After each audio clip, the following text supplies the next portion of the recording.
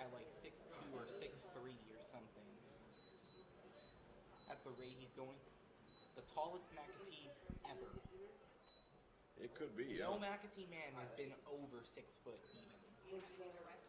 That's right, yeah. All right, we're back here on Audio Sports Online. I'm Rob Kendall. He's Lex Zorn. It's Plainfield JV football action here today as the Quakers are set to take on the Mooresville Pioneers. Again, I'm Rob Kendall. He's Lex Zorn. We're so excited to be with you here today as our JV game getting ready to kick off here on audiosportsonline.com. Plainfield will be kicking the ball off to Mooresville to begin the ball game as we are set to go. Well, last night in the varsity matchup between these two teams out at Mooresville, just 6 miles down the road, Plainfield hung tough, but just, got outscored. They lost to Mooresville, the second-ranked team in Class 4A, by a score of 63-42. The game might have gone down to the wire. It was closer than the final score indicated. In the final minutes, Plainfield was going for a touchdown that would have made it a one-possession game that would have given the Quakers a fighting chance, but quarterback Carson Melvin, having played the best game of his career, did fumble at the Mooresville late. It was returned to 92 yards by Hogan Denny for a game-clinching touchdown. However, Plainfield rebounded with a 26 win in the freshman game that concluded just a few minutes ago. Now they're going to try to make it 2 out of 3 this weekend with a win here in the JV games. So 10-minute quarters in JV ball, squib kick. It's taken by Mooresville at the 22, right up to the 25, 30, and he's brought down around the 28. He tried to stretch out the field and didn't find any room. So, anyway, Mooresville will go first on offense. They are in the 5th year of head coach Mike Gillen, one of the leading legends here in Indiana high school football. In his 43rd year overall, he turned the Mooresville program around very quickly. So now 3 receivers to the right, 1 to the left. Fakes the handoff. Quarterback now keeps it up to the 30, 35, and he's knocked out of bounds after a nice pickup there. That'll bring up a 2nd and short on the first play from scrimmage. Quarterback for the Mooresville Pioneers is number 14. Try to find my roster here. That is Levi Dorn, the quarterback for the Mooresville Pioneers. Again, let's take a moment here. Well, let's do this play, and then we'll take a moment to thank our sponsors that are making today's broadcast possible. Yeah, Levi Dorn and Lex Zorn. That sounds very close. Yeah. Now we got a jersey timeout here, it looks like, or something to that effect. So while we do that, let's okay, now I guess we'll be ready to go.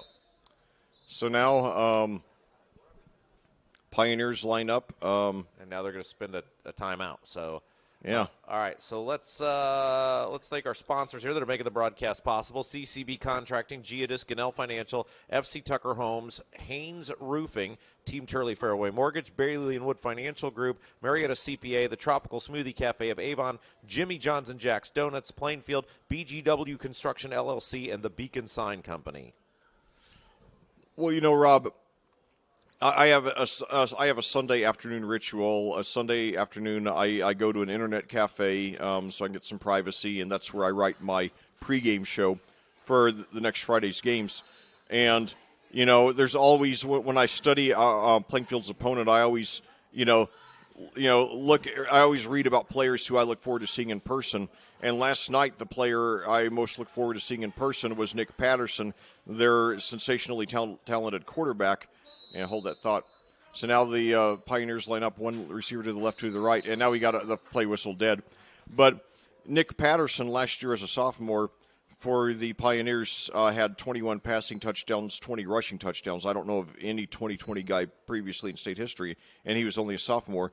So now a junior, I really was excited about seeing him, and I was very impressed. But there was one player who did even better last night. Hold that thought. 1 receiver to each side now. Handoff there to Chris Cortius, and he's up for a short gain. It's going to be short of the first down, though, bringing up 3rd and short, 9:42 to go. But and now the Pioneers not huddling and going back into formation on 3rd and 4, 9:32 to go and counting in the first quarter. Our second JV broadcast of the season. And now Dorn takes it, rolls to his right, throws the screen pass. Did he make the catch? I believe he did. Yes, he did, for the first down up to about the 40. Yeah, nice job there on the far side of the field. The man bringing the ball in was number 21, Leck. Yeah, Cade Garrett. That's right. He's a sophomore. And Dorn, the quarterback, by the way, also a sophomore. And with Patterson, the varsity starting quarterback, being a junior, a lot of these guys are vying to try to become the starting quarterback in 2 years when Patterson has graduated and moved on to a BCS school. So now screen pass completes to Garrett, but he's brought down, breaks a little bit of a tackle and gets about 1 yard, but that's it. So it'll bring up second and long, 8:47 to go. But the surprised to see Mooresville so far looks like they're going with the no-huddle offense, which that's pretty impressive for a JV team. They must be very well coached. Well, obviously, with Mike Gillen with Mike Gillen running the program, they are going to be well coached. So 2 receivers to each side. Now Dorn, screen pass over to the right. It is caught, but the player had to run back to get it and got maybe just a yard, so it'll bring up third and long. Nice job by Plainfield that time, keeping the ball in front of them. Cornerback over there on the far side of the field. It's a little hard to see those numbers all the way over there, but doing a nice job of keeping the play in front of him, and it'll bring up a third down and long for Mooresville. Yep, that's right. So 3rd and 8. So the Quakers, after the loss last night, and especially their 4th consecutive varsity loss to the Pioneers, it would certainly feel good to get 2 wins today in the JV and freshman games here on Labor Day weekend. And now a short gain, so it'll bring up about 4th and 5 for the Quakers. That was Rossi Evans there, the ball carrier for the Pioneers. So looks like they are going to go for it, and that's one characteristic you see in JV and freshman ball. It's not as much of a win at all cost mentality. It's more just about developing these kids. And now we got some movement here at the line, and I don't want to speculate here because I always tend to see the guy who moved seconds, which is why I would make a horrible official. And it is against the Quakers, so that will give the Pioneers the first down here. So 7:22 to go here in the first quarter. No score here on this very pleasant Saturday morning in early September here in Plainfield on Labor Day weekend. Pioneers have it 1st and 10 at the Plainfield 49. Handoff there, and he's got a little bit of a hole, and he gets up for about 2 or 3. That was Chris Cordius there on the carry. 7:02 to go and counting now here in the first quarter. Coming at you live here on AudioSportsOnline.com, our 14th consecutive year of bringing you Plainfield Quakers football all season long. So now 3 receivers, 2 receivers to the right, 1 to the left. Dorn takes it as a keeper. He's got some room over on the right side, but good job in adapting, and he stopped for a short gain. It's going to bring up about 3rd and 5. 6:35 to go now and counting. Plainfield last night, Plainfield and Mooresville last night had maybe the best quarterback duel in the state, Melvin versus Patterson. And so now the Quakers line up. They got Rossi Evans to the left, and then they've got Nate Easter Thomas and Cade Garrett to the left. Dorn in shotgun. Takes a snap. Throws deep down the left side, and he's got a catch there, and he knocked out of bounds around the 16. It falls out of bounds, excuse me. So that's a pickup of about 30 yards there. That's Nate Easter Thomas. His last name Easter, like the holiday, -Thomas. So, that's the kind of, in-your-face offense you expect to see from a Mike Gillen team. So now the Pioneers in the red zone with 5:59 to go here in the first quarter. Yeah, boy, what a pitch and catch that time. Great throw, and maybe even nicer catch, especially at the JV level. That was really impressive. Yes, it was. So Rossi Evans out to the left, and then we got 2 receivers to the right. Chris Cordius is the running back. Levi Dorn in shotgun. Takes it and hands off now to and now he's weaves his way forward. He's got the first down. That's Cordius there, a gain of about 12. So that'll bring up 1st and goal at around the 5. And, I have a lot of great Mooresville quarterback memories over the year. Of course, now Nick Patterson, the superstar, speaks for himself. And then, I'll tell you this. I'm not accustomed to seeing all this no huddle stuff, so it's really impressive by Mooresville. So now 2 receivers to the right, 1 to the left. Hand off to Cordius, and he's got it. He drives toward the end zone. He's going to be stopped by a wall of tacklers, 4 tacklers to be exact, around the 2. Nevertheless, the Pioneers knocking on the door of scoring here on their first possession. They got the ball first. They've consumed nearly half of the quarter now. 10-minute quarters here in JV ball. And now 3 receivers to the right, 1 to the left. 2 receivers to the left, 3 to the right. And now quarterback keeper there by Dorn, but he's stopped. Now the ball comes out, I think, Mooresville got it anyway, but I think they're going to say he was already down. He might have gained 1. It's going to be 3rd and short. 3rd and goal at the 1 or 2. 4:44 to go and counting, so the Pioneers now have used up more than half the quarter. And now we've got an injury here. The clock stops with 4:37 to go, and it looks like Dorn got hurt on that rush. Hopefully he's okay. You don't want to lose the starting quarterback on your first drive, but like I said, though, I just have so many great memories of commentating Mooresville quarterbacks over the year. Before there was a Patterson. The last time I commentated Mooresville varsity football, it was 6 years ago, and their starting quarterback at the time was a guy named Alex Fabert, who didn't get a lot of press, but he was one of the more underrated quarterbacks in the state during his junior and senior seasons. He ended up having a decent college career down at Hanover College near my hometown of Madison, Indiana. My aunt taught for many years German, French, and history at Hanover, and one of her students there about 40 years ago was a then aspiring actor named Woody Harrelson. And then going back before that, I remember I had one of my most humorous commentary incidents back in 2013 when the first time I commentated at Mooresville. They were playing Decatur Central, who I was commentating for at the time, and Mooresville's quarterback was a guy named Cody Cannon, so I got to say a few dozen times during the broadcast that night, Cannon in shotgun. So that was pretty funny. But speaking of unusual names, last night I spoke another unusual name many times. Like I said, I went into the game really excited about seeing Nick Patterson, and he didn't disappoint. He is a great player with a lot of potential. Outstanding speed, great size at 6'1", 215.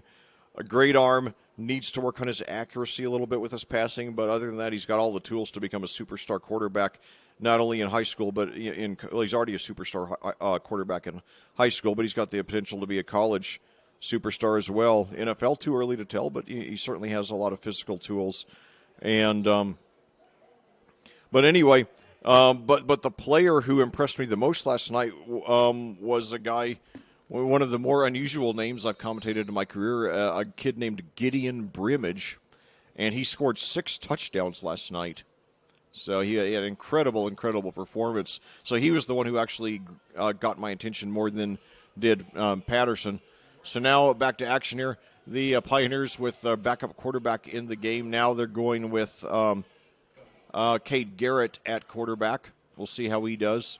Hopefully Dorn will be back. He hands off there to Cordius, but he's brought down right around the 1, so it's going to be 4th and goal right around the 1. We'll see what happens here. I assume they'll go for it. Nice stand here by this Plainfield defensive line, not giving up the short yardages necessary to get the touchdown, so great job by the Plainfield defensive line early on. Yeah, what a great goal line stand this would be. Of course, the gold standard of goal line stands, you go back 40 years ago to Super Bowl 16 up at the late Silverdome in Pontiac, Michigan. I'll hold that thought now. So 2 receivers to each side now. And so now Dorn back in there. He throws a screen pass, but the receiver falls down, and it's incomplete. So the Quakers take over on downs. Yeah, the receiver, he was open, but he slipped. So Plainfield takes over at the 1. The Pioneers consume 6 minutes and 21 seconds of the clock on the opening drive, but they come up with no points. This is eerily similar to what happened in our varsity opener 2 weeks ago at Greenfield Central. The host Cougars used 6:07 on the opening drive, turned it over on downs at the Plainfield 5, setting up a 94-yard touchdown pass from Carson Melvin to Cade Vanderbush. Hopefully history will repeat itself now. First down and 10. Ball's at about the 2-yard line. So the Quakers, 2 receivers to the left, 1 to the right.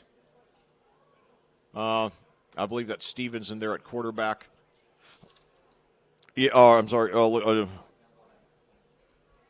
Is that 8 or 9? I can't tell from my 6. 6. Okay. Well, those numbers, they look kind of the same from this distance. Okay, so gets up the middle for just about 1 yard there, and that was Antonio Williams there on the rush.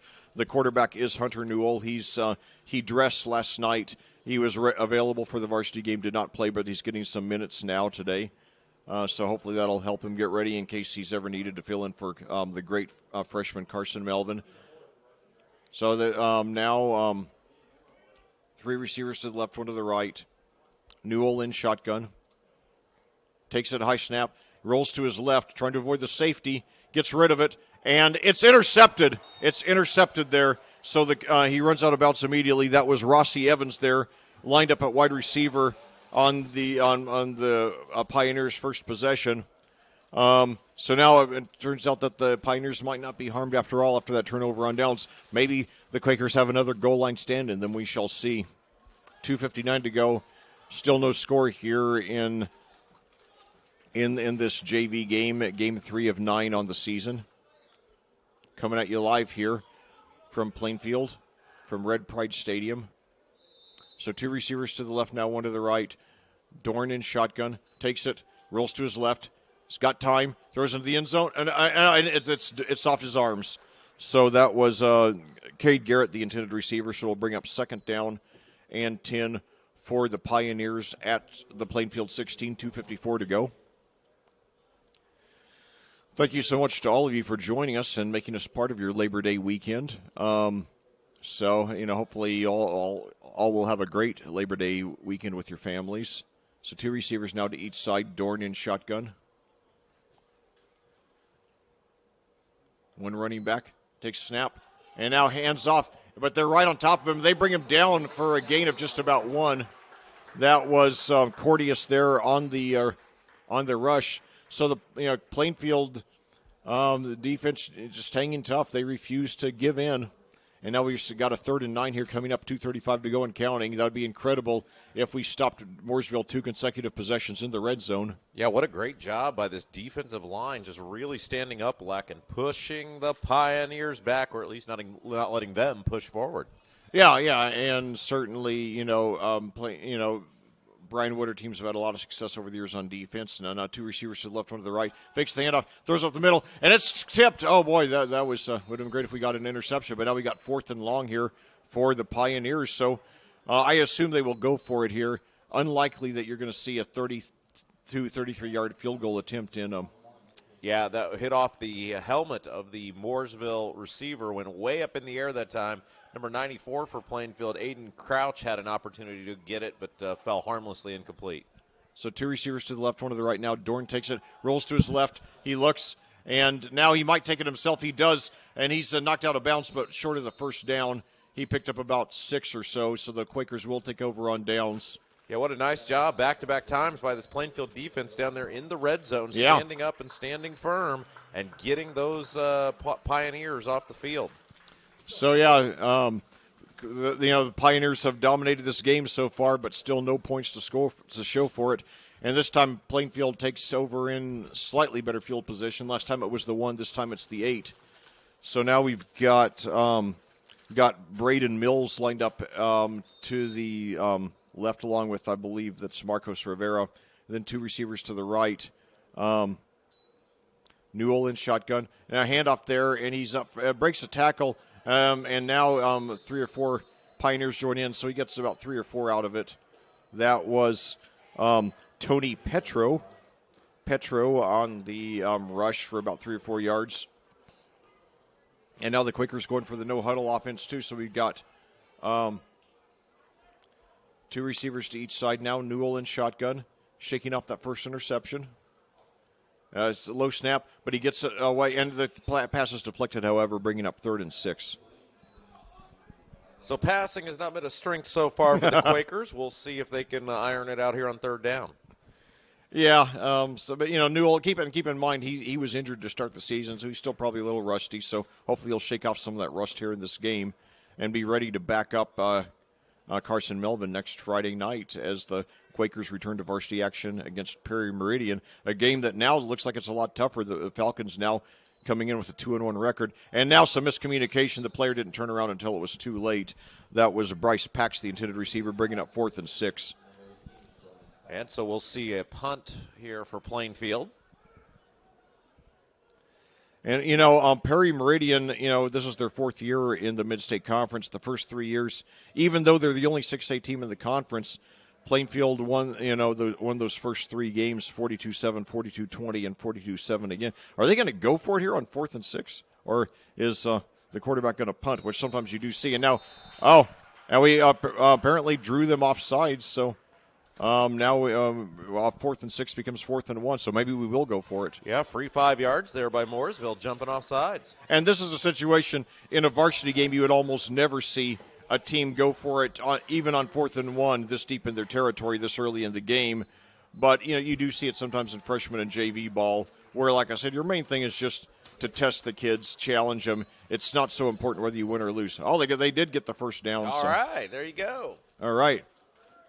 So the Quakers move the chains for the first time in this young game. 1:26 to go here in the quarter. 2 receivers to the left, 1 to the right. Hunter Newell is the quarterback. He hands off now to Petro, who gets up for maybe a gain of about 1.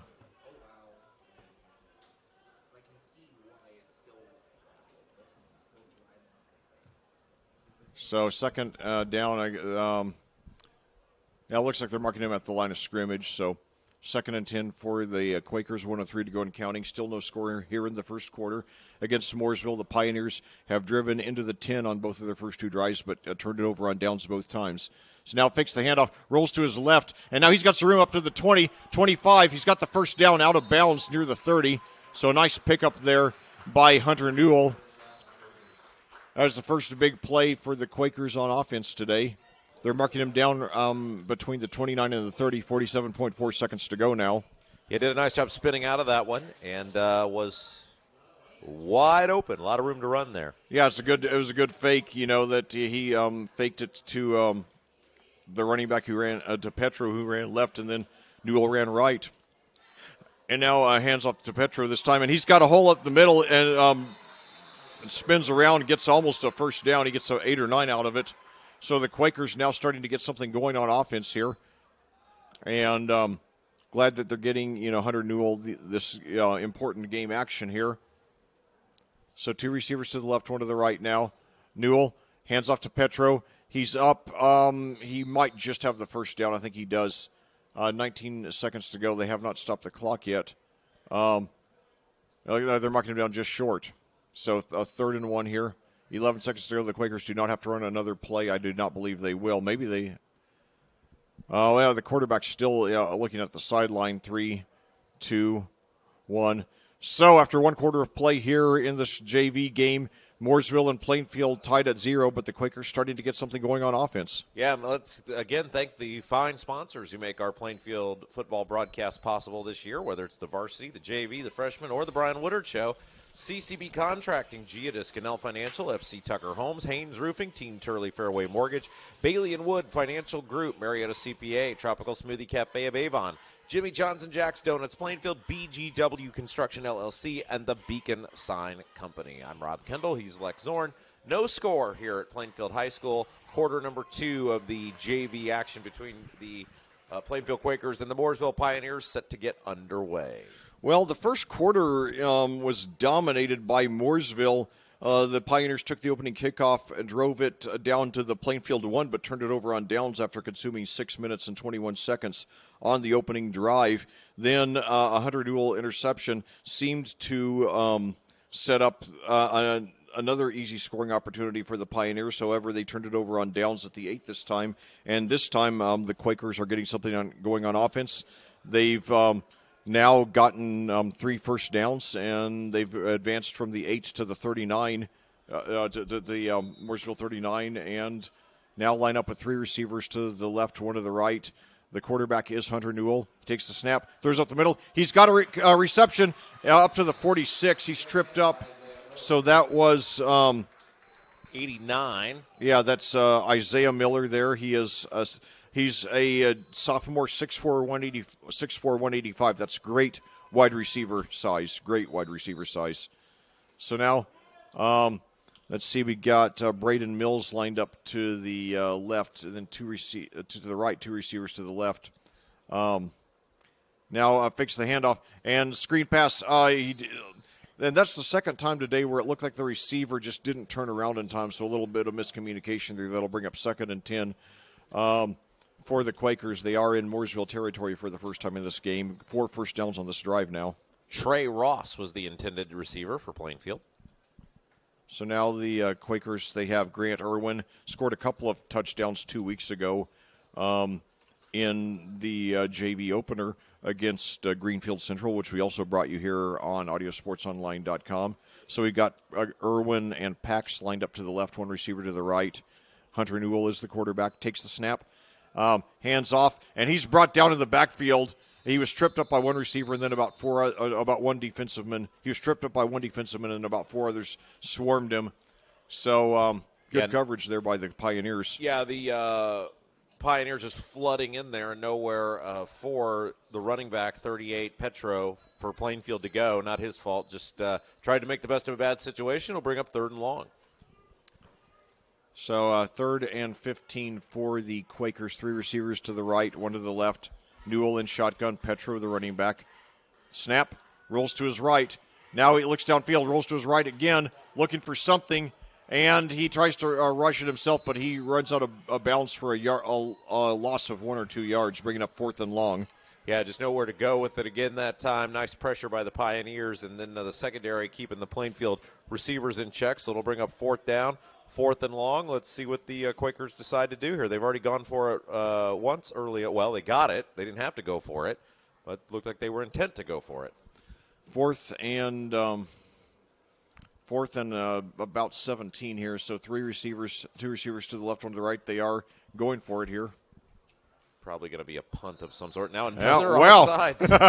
Yeah, and I saw a Mooresville player instantly, grab his head with both hands as if like, oh no, not again. So now becomes 4th and 16 becomes more manageable. 4th and 11, 8:55 to go. So 2 receivers to the left, 1 to the right.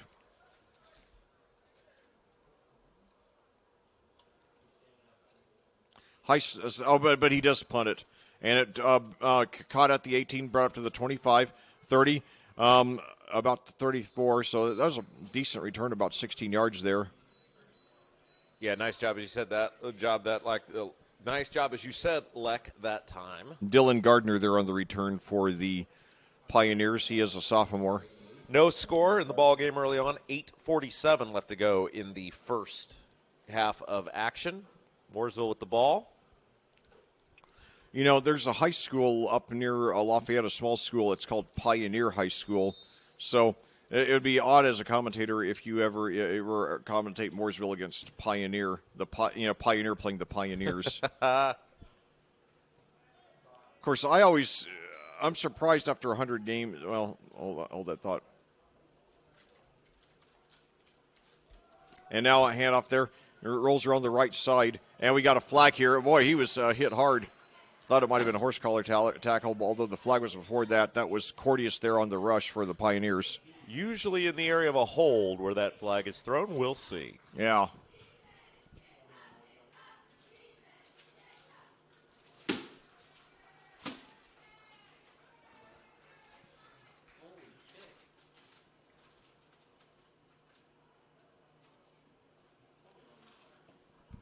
So 8:35 to go here in this in Game 3 of the season. This 3-game weekend series between Mooresville and Plainfield, longtime rivals here in the Mid-State Conference.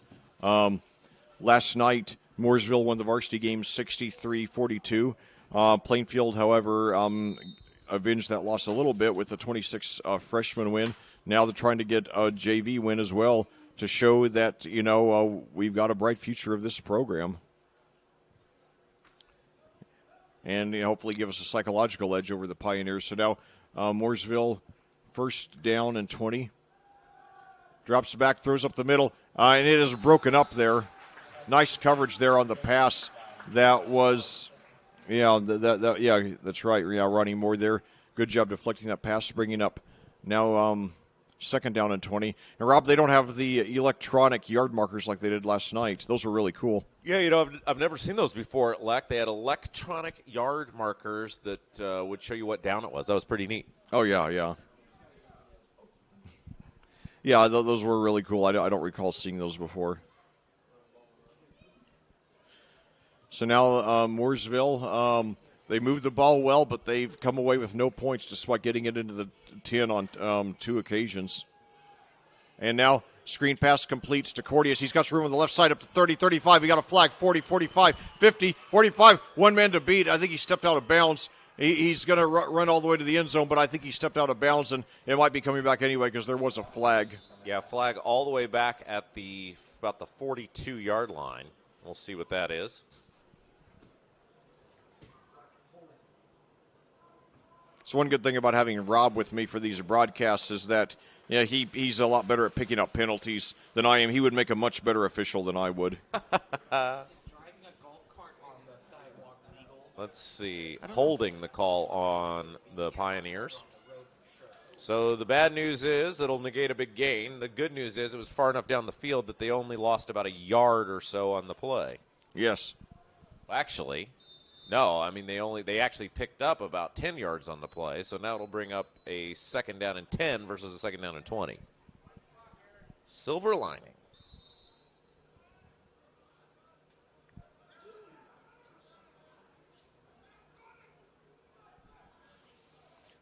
So, oh, no, he wasn't ready for the snap, and now he falls on it.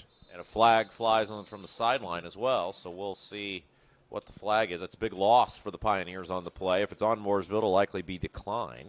Of course, when I see the quarterback not ready for a snap, it reminds me of the opening play from scrimmage in the Broncos-Seahawks Super Bowl, where Peyton was not ready for the snap, and it went into the end zone for a safety. And Peyton, I generally held him in very high regard. I still do.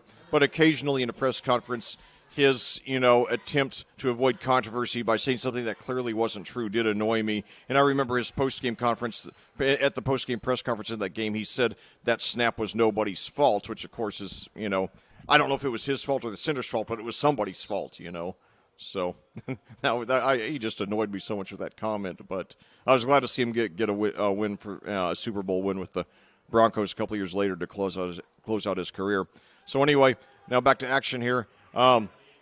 He throws down the right field. He's got a man open. We got a flag here. Well, a lot of flags in this game. And what's surprising about that, Rob, is we remarked about how few penalties there were last night, especially against Mooresville. I think the Pioneers only had 2 penalties the whole game. Which, like I said, is the sign of a very disciplined team. Yeah, you're absolutely right, Leck. Very few penalties in that ball game last night, I should say. But, again, not so much so far in our JV game. I think that's going to be a pass interference on Plainfield. Yeah, and I remember one time, it was, back in 2014, the varsity game between Plainfield and Mooresville right here. If I remember correctly, there were penalties, I believe, on 3 of the first 4 plays from scrimmage. The game's still up on audiosportsonline.com. I'll have to go check it out again. That was a painful – I mean, I remember that. I felt so sorry for Plainfield that game. Hold that thought. So now the Pioneers line up on 2nd and 8 at their own 36. They moved the ball very well, but no points to show for it. 2 receivers to each side now. Screen pass is complete, but they're right on top of him, and he's brought down at the 35, a gain of just 1. That was Rossi Evans there. So I'm still trying to get. I still keep thinking Rossi is his last name because I think about.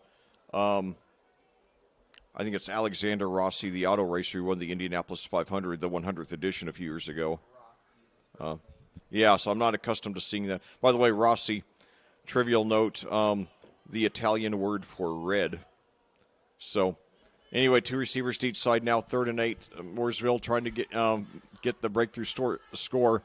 And now Dorn throws deep down the left side. It's intercepted. So each team with an interception now, and he's still on his feet. And he breaks free from now up to the 30, 35, and we got now 2 flags here, 3 flags. I don't know what Rob. I'll tell you. You think about all the years when high school football, especially JV football, was lost to human memory. I'm so glad we have video for plays like that, so they'll be preserved now. Yeah, that was Carter Ferguson on the interception, number 88. What a tremendous catch, then bounced out of one tackle, bounced out of another, and then a host of flags came in, and I think they're going to get somebody blocking in the back. Yeah, I'm not sure what happened there. It's going to be against Plainfield, but it still does not negate the fact that was a tremendous interception with 6:14 left to go in the first half, no score. Yeah, so both teams really struggling to finish off drives here. And because Plainfield, they will lose some yardage. Yeah, it looks like 15 yards. They lost 15 yards from the interception return. Nevertheless, they do take over. 1st and 10 now at their own 21, 6:14 to go here in the first half. And remember, the Quakers do get the ball first to start the second half.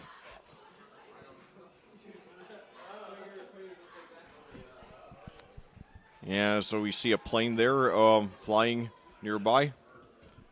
Pretty close to the airport here in the southwest suburbs of Indianapolis. So now the Quakers, 3 receivers to the left, 1 to the right. Newell in shotgun. Takes and hands off.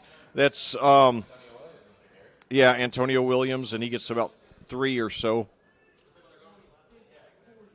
So got a decent crowd here. We got, about 150, 200 fans here on the Plainfield side of the bleachers. And we also have, looks like about 50 or 60 fans across the field in the visiting bleachers for Mooresville. Made the 6-mile trip. Mooresville, our closest road opponent of the season. Decatur Central, a close second. So now Newell throws down the right side. It's complete. He's got the first down, and he's brought down around the 46 or 47. So the Quakers close to midfield here. Braden Mills on the reception that time, like 87 on the far side of the field. That's right, Braden Mills. He is a junior, 5'8", 130. Need to get him in the weight room, but showing some good potential here. Hopefully he'll get some. Hopefully he'll get some varsity minutes this year.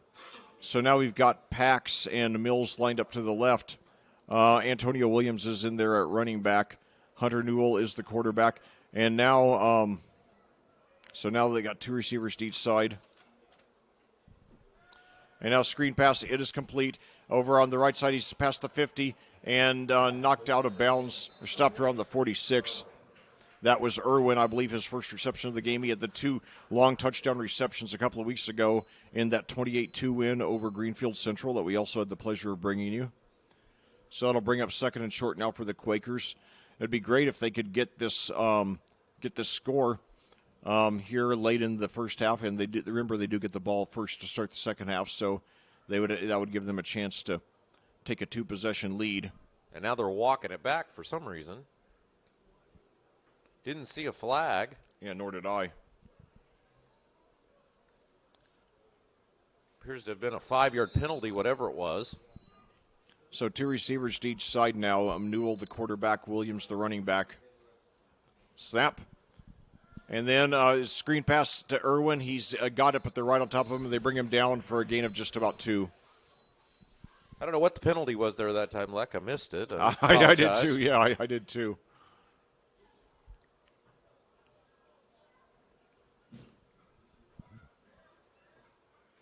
So now Irwin and one other receiver out to the left. And now handoff to Williams. And now he fumbles, and Mooresville's got it. Mooresville's got it. 21 for the Pioneers falling on at that time, Leck. Yeah, Cade Garrett. He's a sophomore. Yeah, Mooresville, unfortunately, only has the number and name and class of the players. They don't have the height and the weight. But thank our sponsors that make the broadcast possible. CCB Contracting, Geodis, Ganell Financial, FC Tucker Homes, Haynes Roofing, Team Turley Fairway Mortgage, Bailey and Wood Financial Group, Marietta CPA, Tropical Smoothie Cafe of Avon, Jimmy John's and Jack's Donuts of Plainfield, BGW Construction LLC, and the Beacon Sign Company. So now back to action here. Dorn throws up the middle, and he's got a reception inside the 20, inside the 15. So that was 21. That was Garrett fresh off that fumble recovery. So doing it on both sides of the ball, just like Hogan Denny did for the varsity team last night. And now the Pioneers are in the red zone for the third time in this game. First two times they turned it over on downs at the 1 and 8 respectively. Now they've got it 1st and 10 at about the 12 here, 3:36 to go and counting. So two receivers to the right, one to the left. Dorn hands off there to Cordius. He's inside the 10 up to about the 8. So the Pioneers clearly playing with a determination to get that score this time.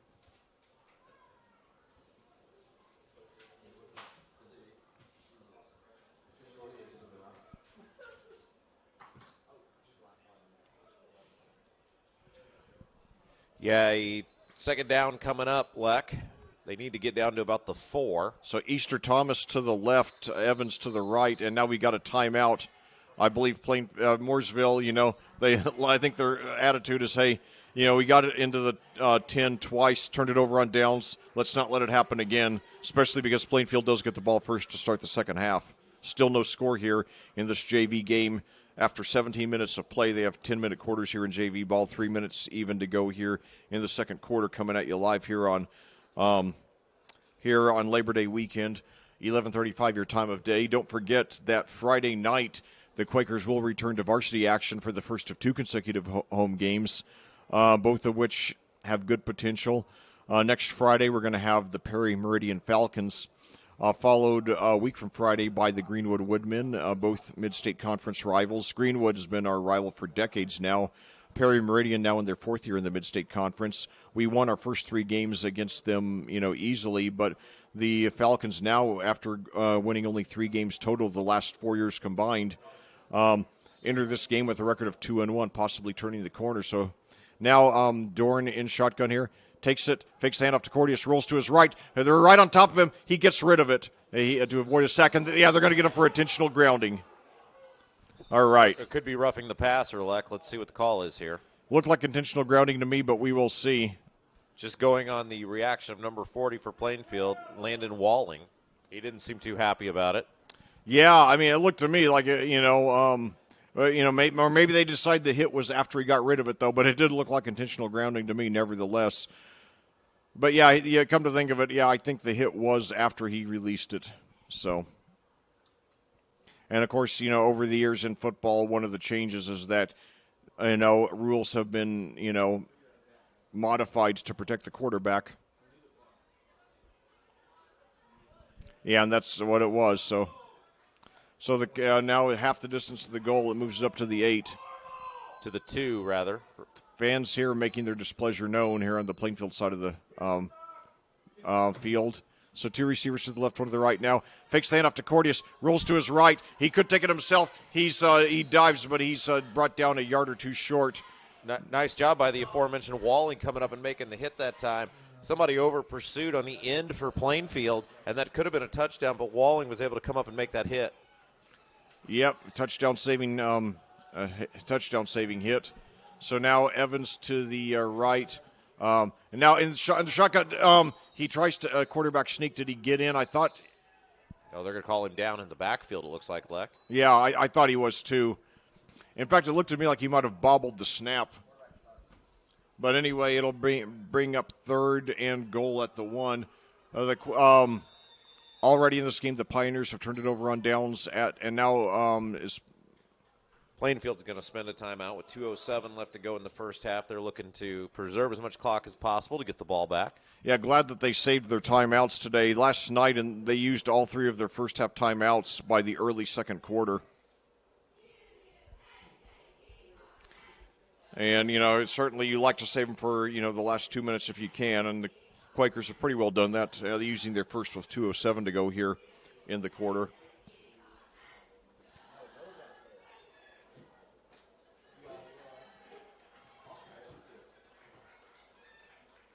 So now with 2:07 to go here, Still no score, but the Pioneers trying to get Pioneers look like they're they're going to do it this time, but maybe maybe Plainfield has another goal line stand in them. When I think about goal line stands, I'll hold that thought. I need at least 30 or 45 seconds to tell this story properly. So now let's see. We've got Garrett and one of the receiver to the left, Evans to the right. This time, Dorn in shotgun, Cordius the running back. Takes the snap, gives it to Cordius, and did he get it? Yes, touchdown. So the Pioneers finally open the scoring nearly halfway through this game, 2:02 to go here in the second quarter. Their third trip, not only inside the red zone, but inside the 10. Like I said, the first two drives turned it over at the 1 and the 8, respectively. So now a very unusual-looking kicker, Nathan Webster, looks more like a middle linebacker, but he is attempting this extra point. J.J. Knight is the holder.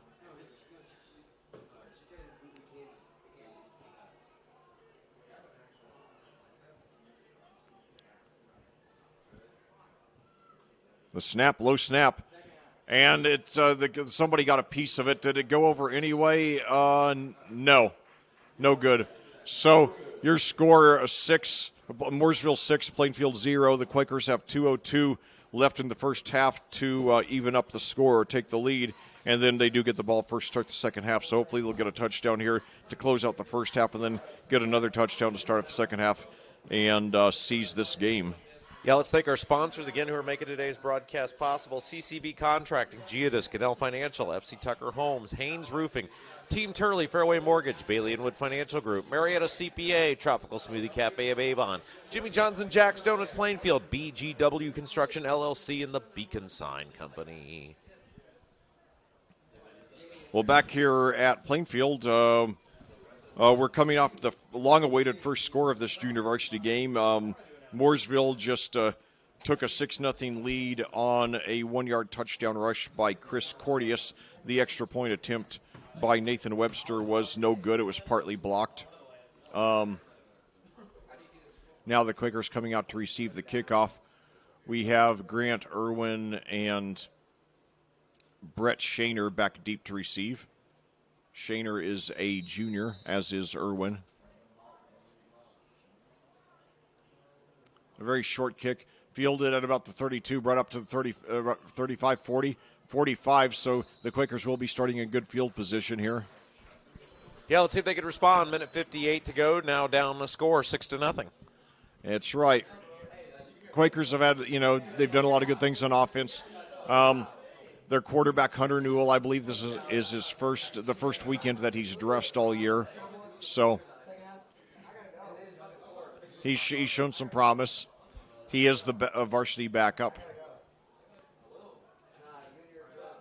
So now the Quakers line up. They've got Braden Mills out to the right.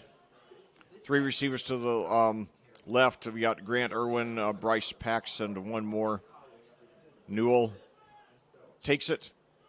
Screen pass to Pax, complete. Up to the 45, 50. Breaks tackle, 45. 40 and knocked out of bounds at the 39, so a good start to the drive for the Quakers. A 16-yard gain there on a screen pass, or a 15-yard gain on a screen pass to Bryce Pax. They gave him they gave him an extra yard, a yard more than I thought. They marked him at the 38. Thought he was out at the 39, but anyway. So now Irwin lined up to the left, 3 receivers to the right. Newell in shotgun, takes it. Rolls to his right, he's got some room, screen pass, and it is thrown out of bounds. I guess the intended receiver was Pax there, so that'll bring up 2nd and 10. Clock stops, 1:42 to go. Plainfield still with 2 of its 3 timeouts. So it's a beautiful way to start off Labor Day weekend, a very pleasant evening here. Certainly a much more pleasant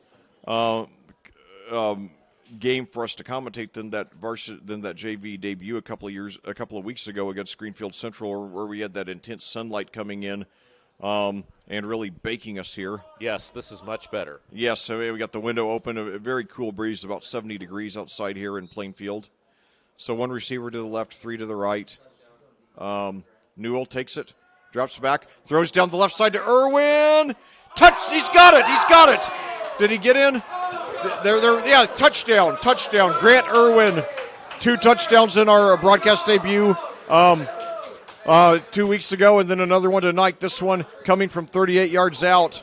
So great play for Hunter Newell. My son, a former classmate of Grant Irwin's over at Chapelwood Elementary, is cheering on his old classmate here.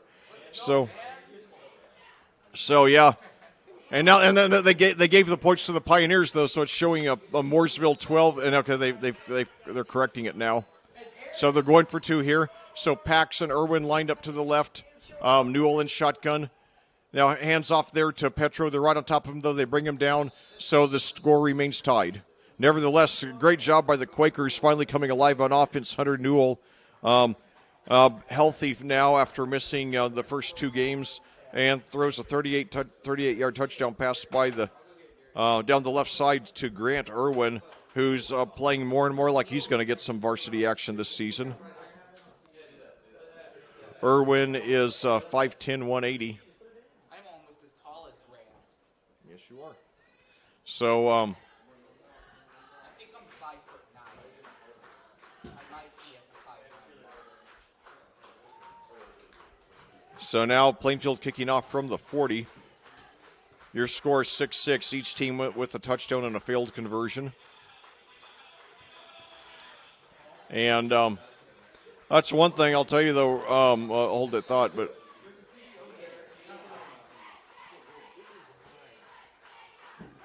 and now fair catch on the kickoff. The Pioneers take it at the 30. They still have all 3 timeouts left. 1:30 to go to drive 70 yards. Especially, when they especially want to get something going, since Plainfield does get the ball first to start the second half.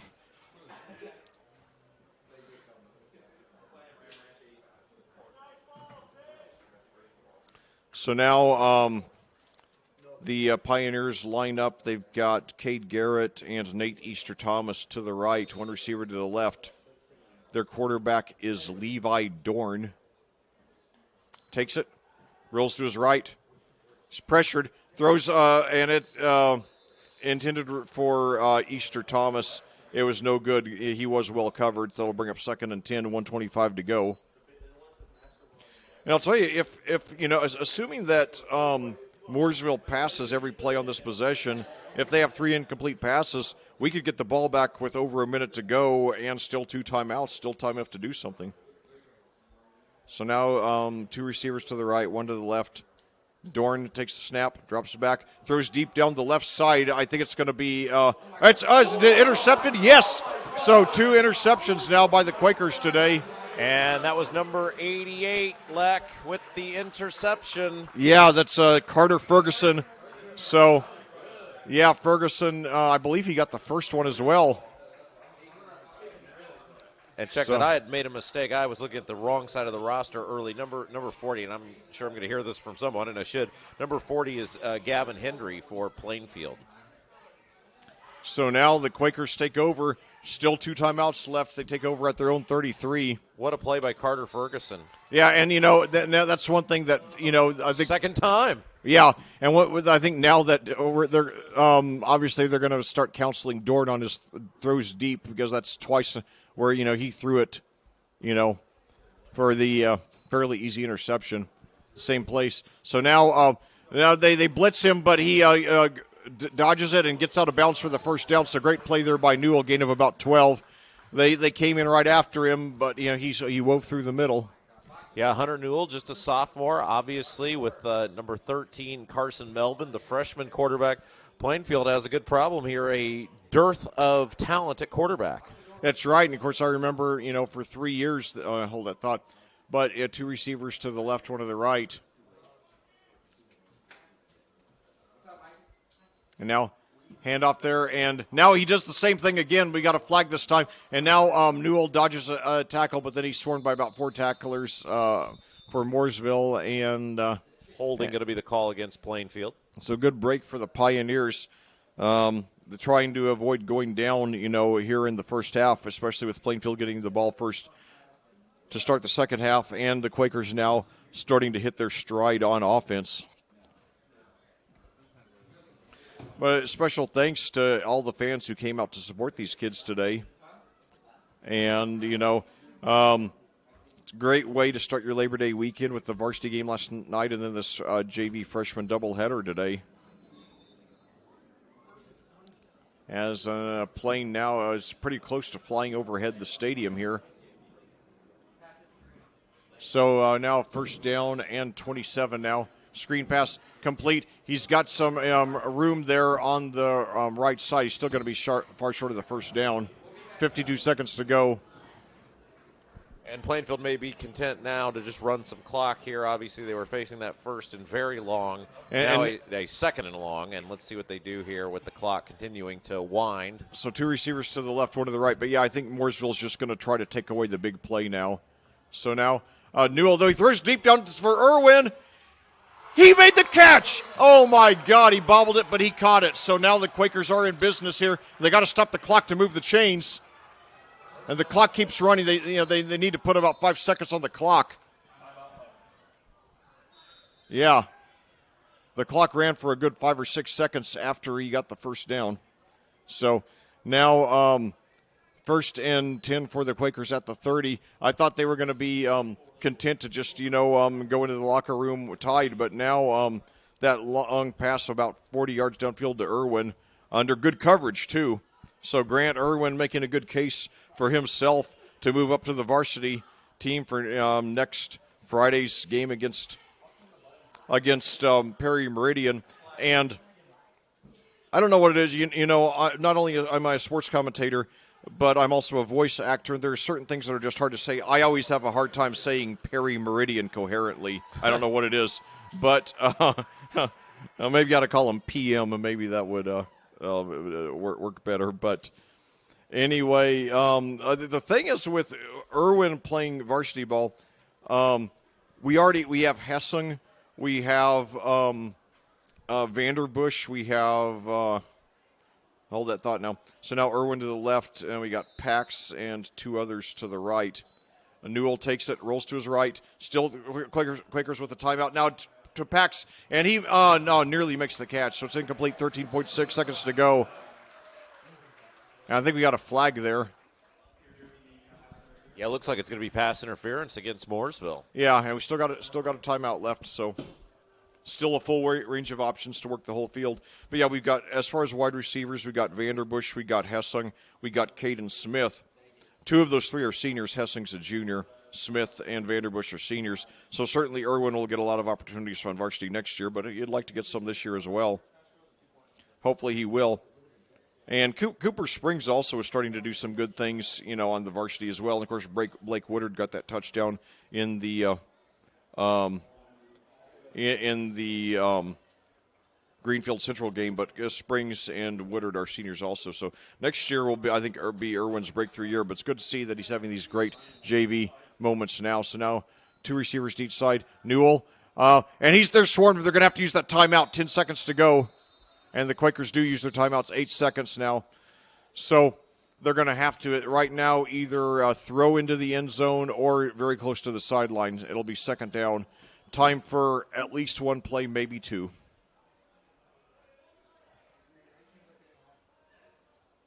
So it's good the Quakers saved their timeouts.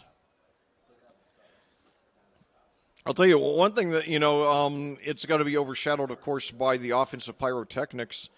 Especially the 2 quarterbacks, Melvin for Plainfield and Patterson for Mooresville, as well as Gideon Brimage, the great Mooresville running back. But another thing that really impressed me last night was the quality kicking. Sometimes you don't see a lot of high-quality kicking even among larger schools in high school football. And as it turns out, the kickers last night were 15 for 15 on extra points. 9 for 9 for Brian Hauk for Mooresville, and 6 for 6 on Kyle Hayden for Plainfield. So, and Plainfield just has a great system for developing kickers. You had the Hagee brothers; both of them went to Ball State. Harris Nichols was very good, and now Kyle Hayden showing a lot of promise as well. So, Two receivers to the left, one to the right. 8 seconds to go. Second down. The Quakers at about the 18 now. So Newell drops back, throws into the end zone for Pax. Touchdown! What a catch. Back of the end zone. What a throw by Newell. Pitch and catch. Touchdown. 2.5 seconds to play in the first half. Plainfield has the lead. So it was set up with the approximately 40-yard pass downfield to Irwin that he caught in good coverage, bobbled it, but came away with it, and now throws to Pax for the score. So Irwin and Pax now with touchdown receptions from Hunter Newell, and the Quakers, as they did last time, going for a two-point conversion. They missed it last time. Let's see if they get it this time. They got Pax and Irwin lined up to the left. And now a pitch to Pax on a reverse, and he's in there. He's got it. So 14-6 now your score, Plainfield over Mooresville.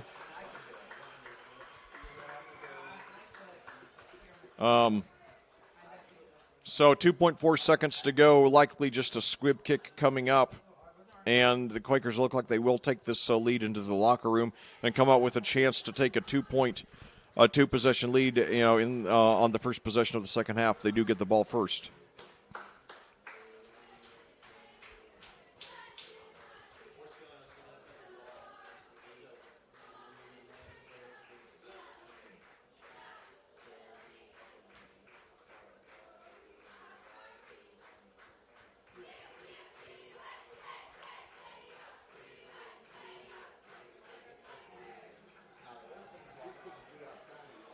So now Plainfield, kickoff, it's a squib, and he apparently is going to try to return it. He takes up to the 30, and he's brought down around the 32.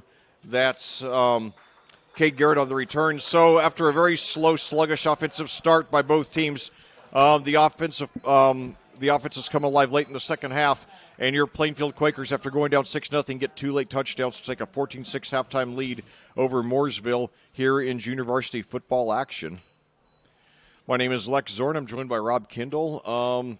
Pleased to be bringing you Plainfield football. This is our 14th consecutive year of bringing you the Quakers here on audiosportsonline.com. I've been privileged to be with you for the last 10 of those years, hopefully many more to come. Plainfield has become like a second home to me. And anyway, this game started off, it looked like Mooresville was going to, dominate. They took the first possession. They took the opening kickoff, drove down to the 1 yard line, turned it over on downs after consuming 6 minutes and 21 seconds on the opening drive. Then following a Hunter Newell interception, the Pioneers turned it over on downs again at the 8. Finally got a touchdown late in the quarter on a 1 yard in the second quarter on a 1 yard rush by Chris Cordius. However, Plainfield struck back. Hunter Newell threw a 38-yard touchdown pass down the left side to Grant Irwin. The 2-point conversion attempt failed, and the score was tied at 6. And then when it looked like the Quakers, with under 2 minutes to go and deep in Mooresville territory, we're going to just be content to let out let the clock run out and take the tie into the locker room. Newell threw deep down the left side, and Grant Irwin made a great catch under excellent coverage for about a 40-yard pickup that moved the ball to the 30. And then finally, Newell threw 18 yards to up the middle to Bryce Pax in the end zone for the score. And Pax also got the 2-point conversion to bring us to our current score of 14-6. Well, right now, let's take a look at what the other Hendricks County teams are up to right now. Overall, good results to start off the season. First of all, the Brownsburg Bulldogs recovered from last week's loss to Cathedral, the number 1 team in Class 5A, and unfortunately a team in our sectional. The Bulldogs got a 28-14 win over Franklin Central, beginning Hoosier Crossroads Conference action. The Bulldogs are ranked number 5 in the state in Class 6A, and now are 2-1. The other 6A team, Avon, off to a very concerning start. Last night they visited Hamilton Southeastern, the number 7 ranked team in Class 6A, and lost 40-13. The Orioles not only 0-3, But making it even more concerning is that they've struggled on defense all year long as they did last year. Moving down to Class 3A, Danville, after getting their first loss of the season to Mooresville last week and dropping from number 1 to number 4 in Class 3A in the AP poll. Last night, the Warriors rebounded with a 42-19 win over Lebanon. Tri-West, following last week's upset win at Plainfield, that moved them from number 10 to number 5 in Class 3A. Got a 61-14 win up at Frankfort, giving the Hot Dogs their first loss of the season. And finally, in Class 2A, Cascade continued its struggles on both sides of the ball. They went out to the east side of Indianapolis and lost to Cecina, two-time state champion, by a score of 41-0. Looking ahead, Plainfield returns to action a week from yesterday, 6 days from now, next Friday, for the first of 2 consecutive home games as they continue Mid-State Conference play. Next Friday, our opponent will be the Perry Meridian Falcons, visiting from the south side of Indianapolis. Now, Perry Meridian is in its 4th year in the Mid-State Conference. And even though they're the only 6A team of the 8 teams in the conference, they've been the worst team in the conference since they joined. The last 4 years, the Falcons won a combined 3 games. This year, however, they look like they're turning a corner. They're going to enter their game against us next Friday with a record of 2-1. A couple of weeks ago, they lost to 2 weeks ago they lost to Franklin Central, only 27-21. Then they followed that up the next week with a 42-7 win over Southport, and then last night got a 21-19 win in their Mid-State Conference opener against Franklin. So it looks like, that might not be a gimme win this year. And then the week after that, we're going to have Greenwood coming in. The Woodmen currently have a record of 1-2. A couple of weeks ago, they started off with a 48-8 loss at Bloomington South. Then they followed it up with a solid 49-24 win at Indian Creek. Then last night, however, lost to Martinsville 38-21. So certainly, 2 very winnable games coming up. And hopefully we will, get a couple of wins to move back above 500, get our first win since that season-opening thriller out at Greenfield Central. And I'll tell you, this is my 10th consecutive year of covering Quakers football, and I don't ever remember a season that started off. I mean, I always love commentating the Quakers, but I don't ever remember a season starting off with three really super exciting games like that. I mean, usually there's like one blowout in the first 3 games where, you have fun commentating it, but it's not like a really tense, exciting thriller. But, yeah, we've seen 3 thrillers to start the season. Like I said in the pregame last night, Plainfield, they could have easily started off the season 2-0, and they could have equally easily started off 0-2. It ended up being 1-1. Each of their first 2 games hinged on a couple of plays. And last night, you look at the margin of victory, you see that it was a you see that it was a 21-point win for Mooresville.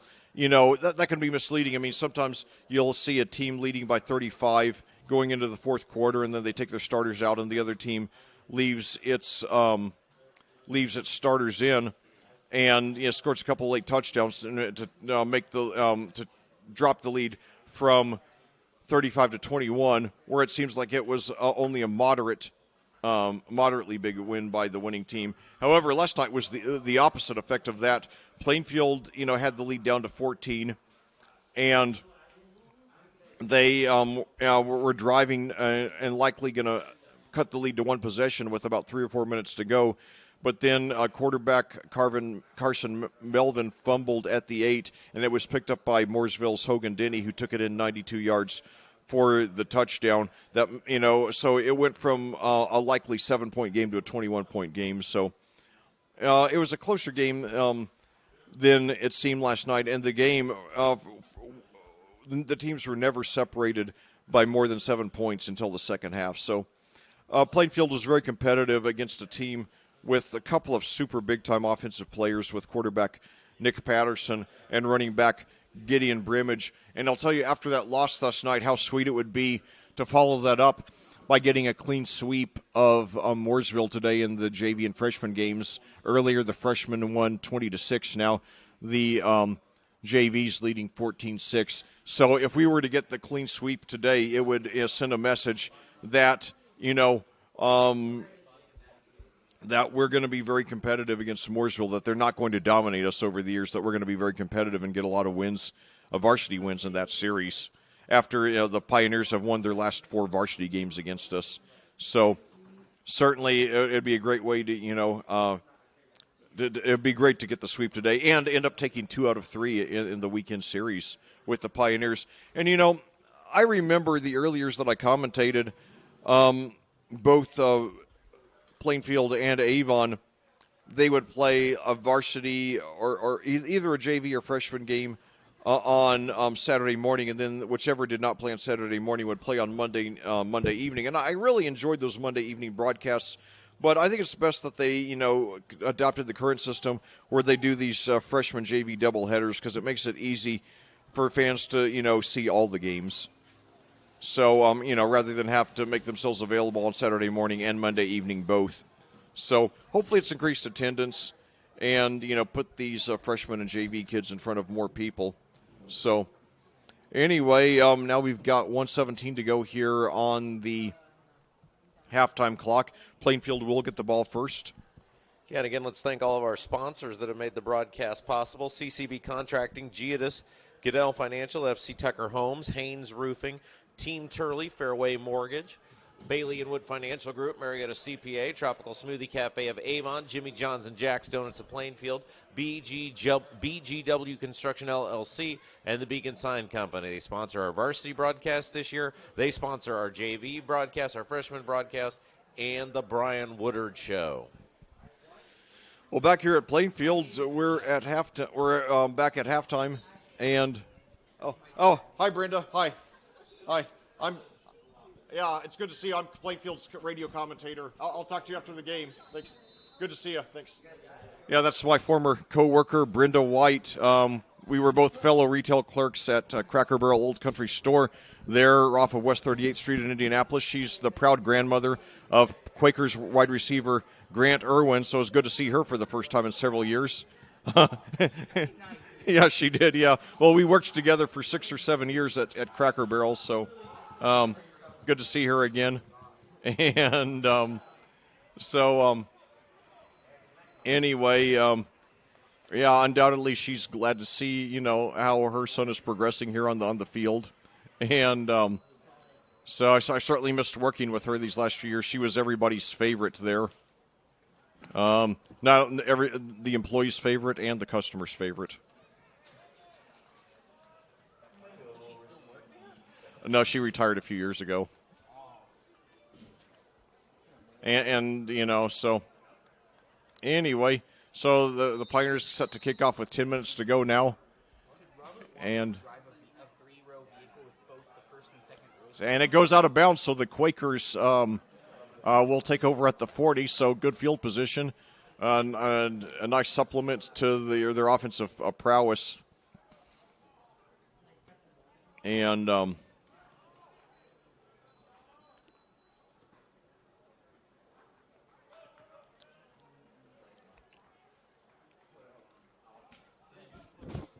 so the 35, I thought it was the 40.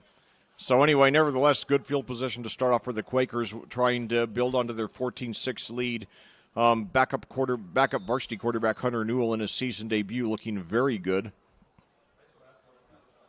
Overcame that early interception, probably just rust, and now he's really really playing well here. And so now the Quakers line up. We've got Irwin to the left, along with one other player. And we've got Antonio Williams, the running back. Hunter Newell looking like he's going to be a very capable running back. Pass to Pax Well, I got to think of another way to say that, or I'll get screwed up with my words. Now we got an injury, but that was off the fingertips of Pax, and now we have an injured Quaker here. 9:48 to go here. But,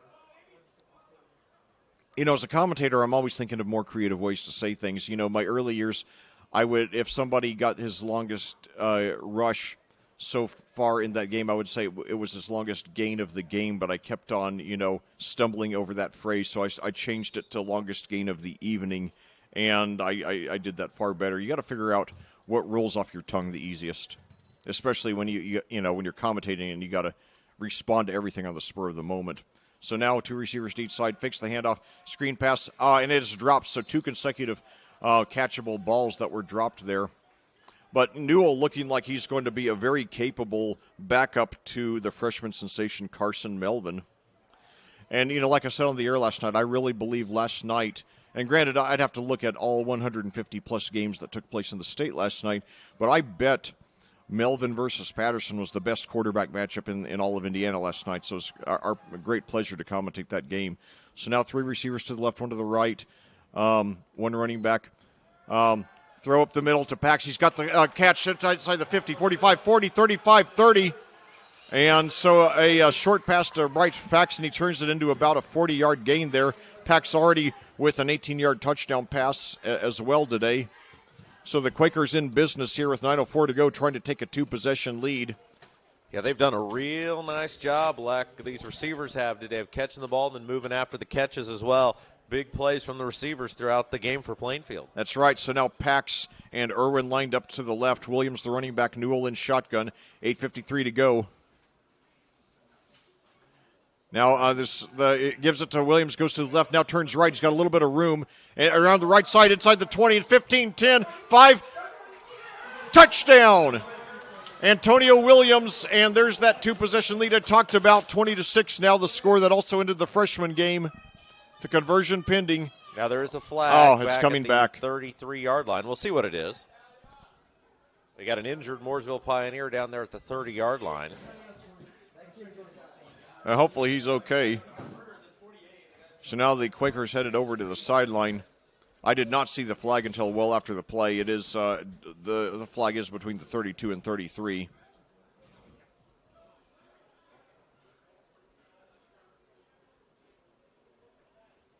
Checking on the injured player down there. Yeah, I cannot tell who it is. He is playing for Mooresville. Hopefully he'll be okay. But like I was commentating last night, it's amazing. I've commentated now 100 varsity games, several dozen freshman and JV games, and it is incredible, that I have seen very, very few serious injuries in my career. Very few. And, in fact, actually, I remember, one of my most vivid memory injuries as a commentator. Now the player looks like he's sitting up now. That's always a good sign. But one of my most vivid injury memories goes back to the Mooresville varsity game back in 2014, which is still up on audiosportsonline.com. Plainfield entered that season. They were coming off in the 2013 season. They had 2 superstar running backs. They had 2 superstar, and he had the player now leaving the field on his own power, groggily. Good to see for Mooresville. That's number Dylan Gardner. We wish him a full and speedy recovery. Now, not sure exactly what the call was there on the field. It looks like it may be offsetting penalties. And so, unfortunately for Plainfield, it looks like they're going to have to do that touchdown over again. Nevertheless, the Quakers clearly have the momentum here, and they're really starting to do a lot of good things on offense. I think Newell just needed a quarter to get back into the swing of things and get accustomed to these guys. So now we got Pax and Irwin to the left. Each has a touchdown in this game. Irwin had a couple of touchdowns a couple of weeks ago against Greenfield Central. Antonio Williams, the running back. Hunter Newell in shotgun.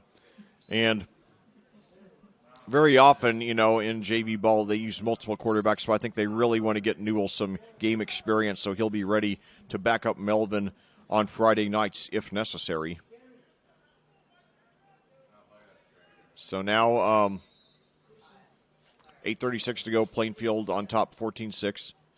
And now they give it to Williams, but they're right on top of him this time, and he's brought down for looks like right.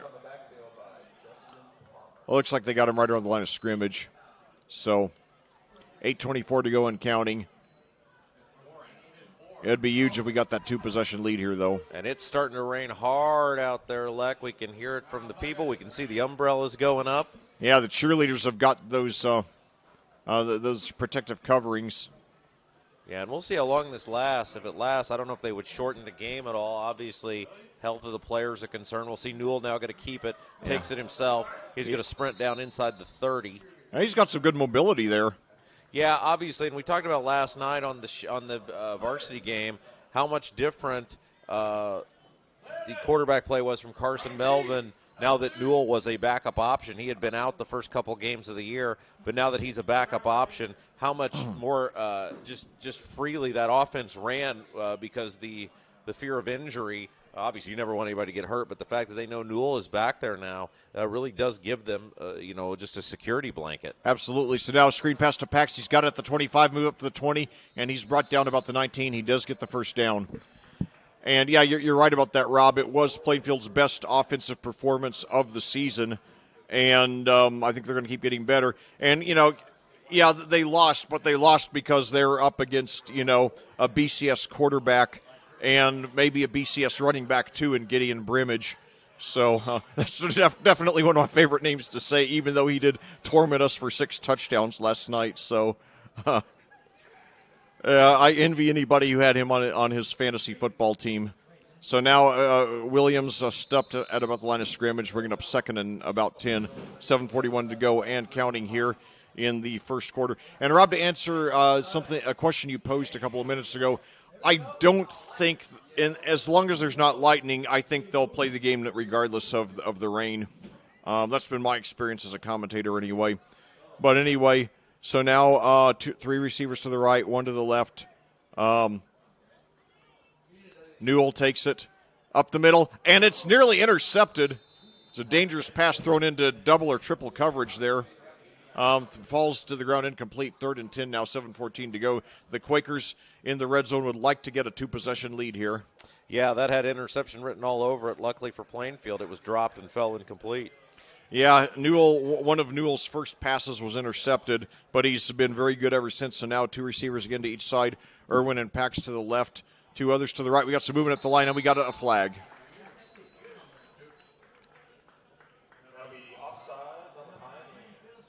Offsides on the Pioneers, so we now 3rd and 10 becomes a much more manageable 3rd and 5.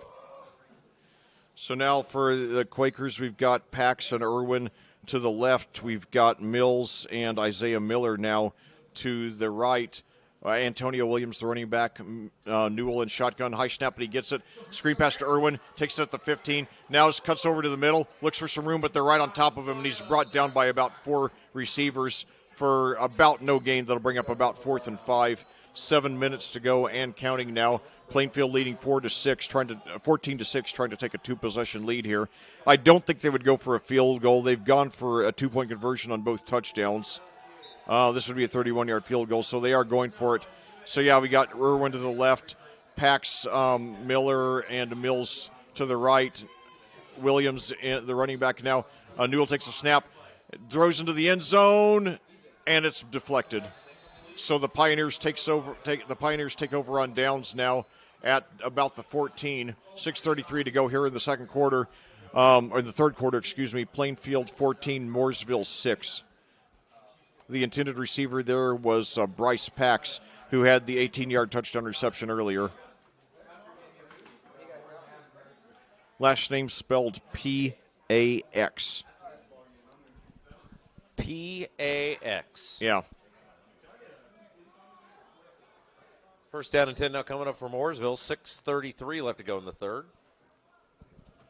So the Pioneers now line up. They've got 2 receivers to each side now. And high snap, but he gets it. Now takes the handoff, rolls to his left. He's got some room there, and Dorn, and he gets up. He's going to be close to the first down. He's knocked out a bounce around the 22, so we'll bring up about 2nd and 2 for the Pioneers.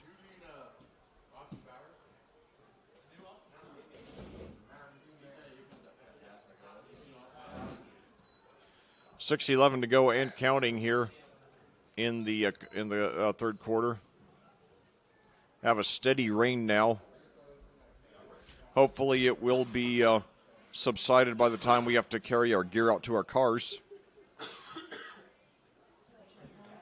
But anyway, screen pass is complete now, and he's brought down. I think he did get the first, and not much more. I notice these officials are being a little more generous with keeping the clock moving now since it started raining. Yeah, maybe there's a special rule where you can go to the running clock in that situation. I remember there was one time. This was, I believe, I think it was 4 years ago. Hold that thought. But anyway, so now they line up. We've got Easter Thomas and Cade Garrett out to the left, two receivers to the right. Now a handoff. He's got some room up the middle, up to the 45. And so that's a gain of about 20 yards there. Who was that? There's a flag back at the 30-yard line coming from the back. That's in the area of a hold. And that was Cordius, I believe, who had the touchdown, the lone score for Mooresville earlier, but it is coming back. But I remember I think it was the JV or freshman game against Greenwood. It was a Monday evening game about 4 years ago, and we had a long lightning delay, and then the game did resume. And then late in the third quarter, there was lightning was seen again. So the referees postponed the game under IHSAA rules. Once the lightning is spotted, you have to wait 30 minutes to resume play. And then at that point, the coaches mutually decided to just end the game early because it was already about 9:30, which was probably the right call at that point. But as long as there's no lightning, I think we'll see the rest of the game played. So now fakes the handoff. Dorn takes it around the left up to about the 25, 30. So he got about a 6-yard pickup there on that keeper. And the clock keeps running. Maybe the coaches have gone to a running clock because of the rain. I don't know.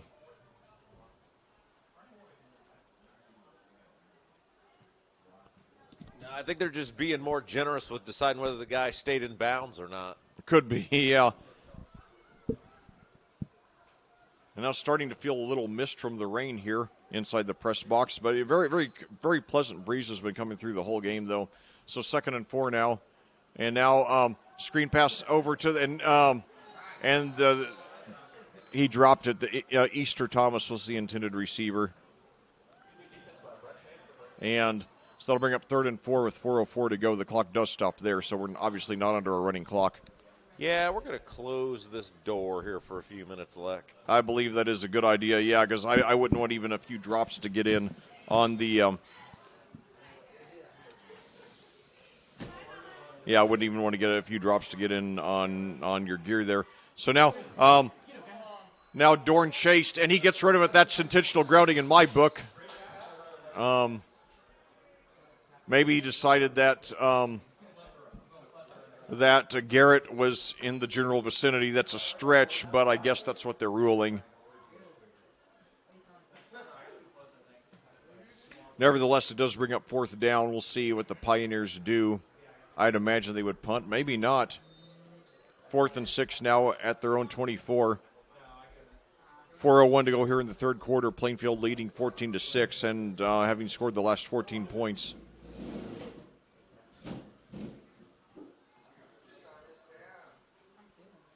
And they do punt it here. And with nobody back deep to receive, and it takes a little bit of a Plainfield bounce and then dies at the 38.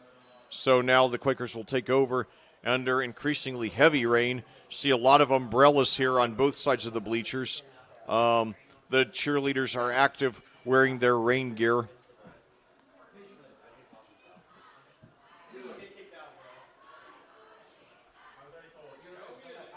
So now Plainfield will take over. Heavy rain tends to it tends to be more detrimental to passing offenses than rushing offenses. So now the Quakers nevertheless line up with 4 wide receivers, 3 to the left, 1 to the right. Newell has played very well today, shaking off that first interception with a couple of touchdown passes. Now a handoff there, and he's up for he breaks a tackle, gets up for maybe 3 yards. I believe that's Let's see. So, yeah, that's Tony Petro back in there after Antonio Williams has been in on the last few possessions. So now we got Pax and Irwin lined up to the left. Two others to the right. Newell in shotgun along with Williams in the backfield. Takes the snap. Fakes the handoff. Throws deep down the right side. He's got a man open, and it is dropped. The intended receiver there was Marcos Rivera for the Quakers. That'll bring up 3rd and 7. The clock stops, 3:14 to go in the third quarter. Plainfield 14, Mooresville 6. The Quakers won the freshman game earlier 20-6, trying to avenge yesterday's freshman loss, or varsity loss, by getting a freshman JV sweep today against the mighty Pioneers, currently the number 2 ranked team in the state in Class 4A. So now two receivers to the left, one to the right. Newell in shotgun, Petro, the running back. Now handoff to Petro. He's up the middle. He breaks a tackle. He's got the first down, spins around past the 50 up to about the 47.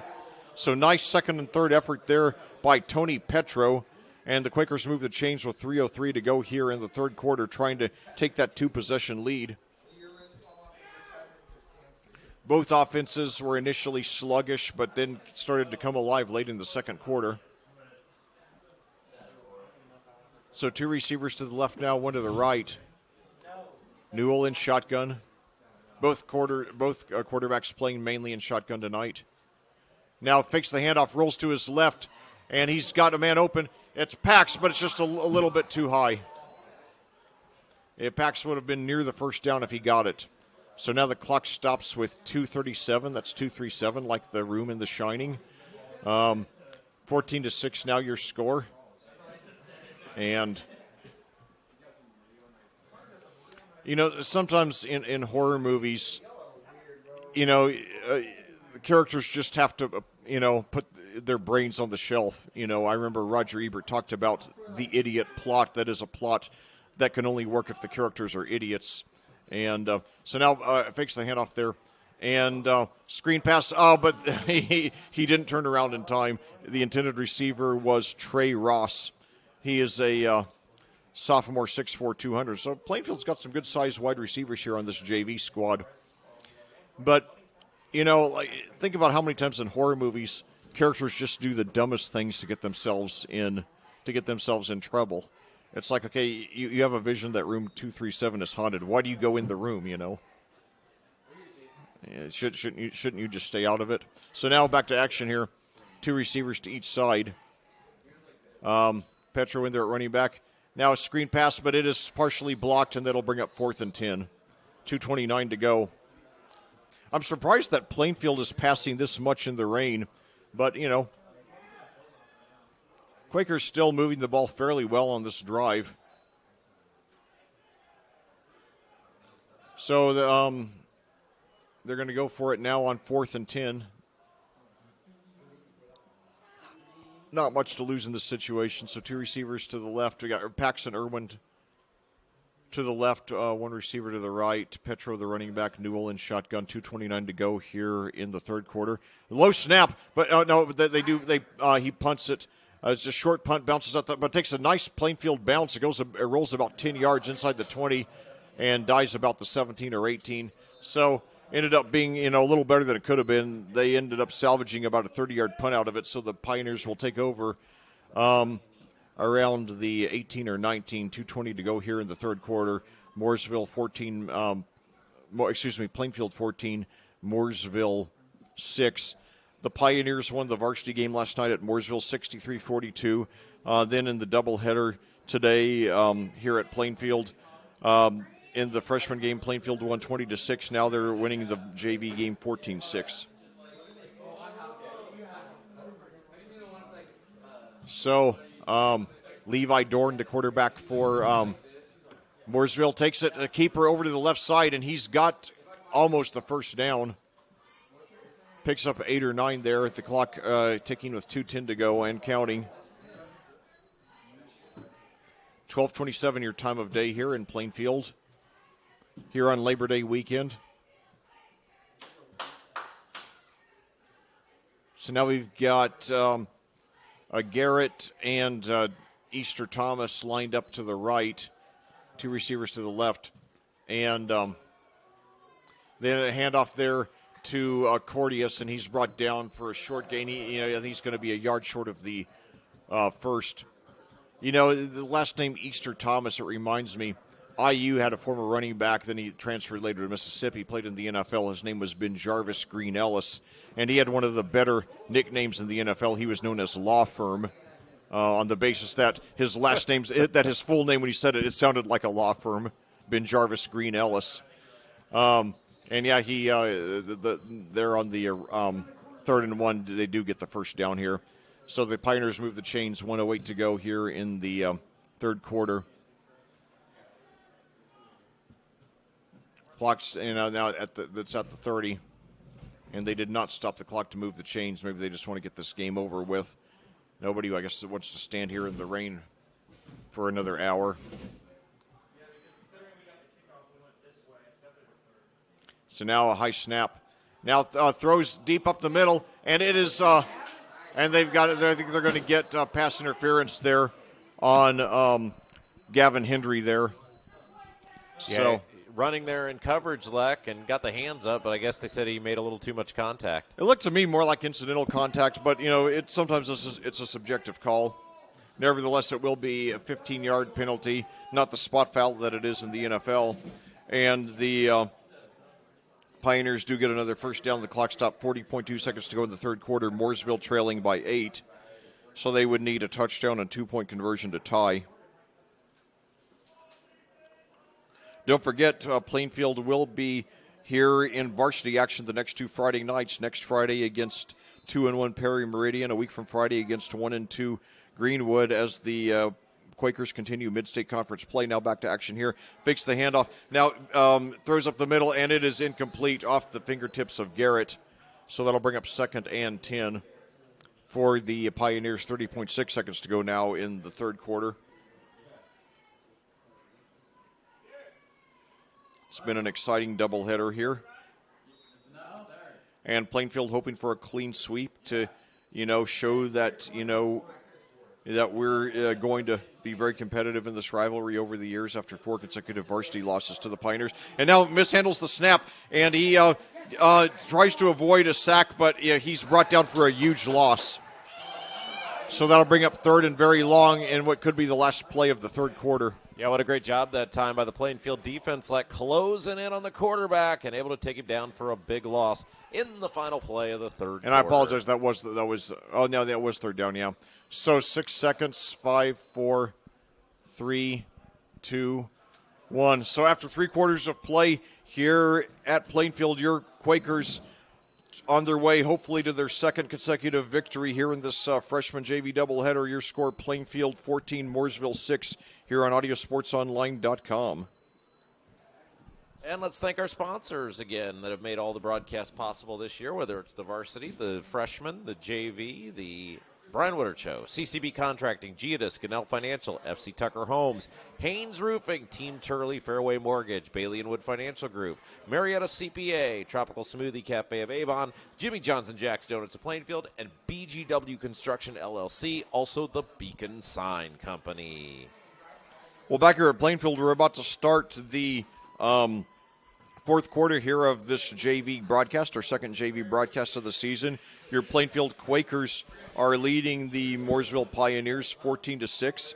Last night in the varsity game, Mooresville, the 2nd-ranked team in Class 4A, won by a score of 63-42 amid 6 touchdowns by running back Gideon Brimage and 3 touchdown passes from the sensational Nick Patterson. However, Plainfield has done very well today in this doubleheader, winning the freshman game 20-6 and now leading the JV game 14-6 on the strength of touchdown passes from Hunter Newell to Grant Irwin and Bryce Pax.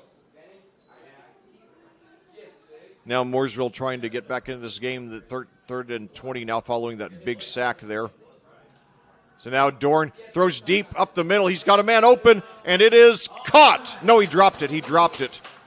It looked from my vantage point, that he had it, but he dropped it. So that'll bring up 4th and 20 now. The game could hinge on that play.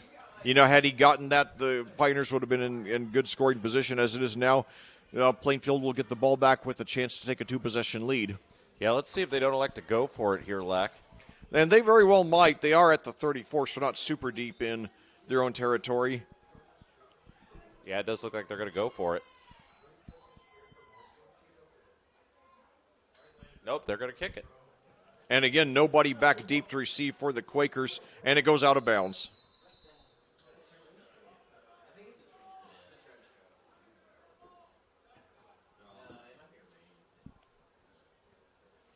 So Plainfield will take over the ball with 9:16 to go here in the fourth quarter, around the 33. So I'd imagine they would be very conservative at this point, do a lot of running plays. I was surprised that on their last possession, by which time the rain was coming in pretty heavily, that they went to the air as much as they did. Let's see if they do that again or if they go for a more conservative game plan now, just to try to start milking the clock. Hunter Newell, though, a very good season debut here for the Quakers, very promising. So now we've got now a handoff there to Antonio Williams, and he's got some room, and breaks tackle by 45, 50, 45. He's good. If he stays in bounds, he could go all the way. Yes, he does. Oh, my God. Antonio Williams, 65 yards down the left side of the field for the touchdown, and there's that 2-possession lead for real this time. You know, he had a touchdown called back in the third quarter, but now in the fourth, he does get it. So now the score is 20-6, the score that also ended the freshman game. However, the conversion is pending, so the Quakers trying to add to that lead. Nevertheless, great day for the Quakers to recover from the varsity loss last night and to show that we're not going to be dominated by Mooresville over the years, that we got a great future of this program. So now Irwin to the right, they're going for two again. Two receivers to the left, Williams the running back. Newell takes a snap, passes to Irwin, and he bobbles it and it falls to the ground incomplete. Nevertheless, the Quakers do have a very formidable 20-6 lead with 9:06 to go. And it would be ironic if this ended up being the final score, so if both games ended up at 20-6. So certainly it's been a very exciting weekend of football in this rivalry. The closest, and Mooresville is our closest geographic rival by a slim margin. They're 6 miles away, Decatur Central 8 miles away.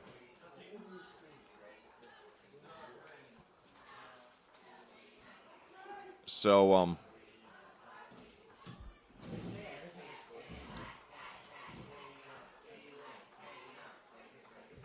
anyway.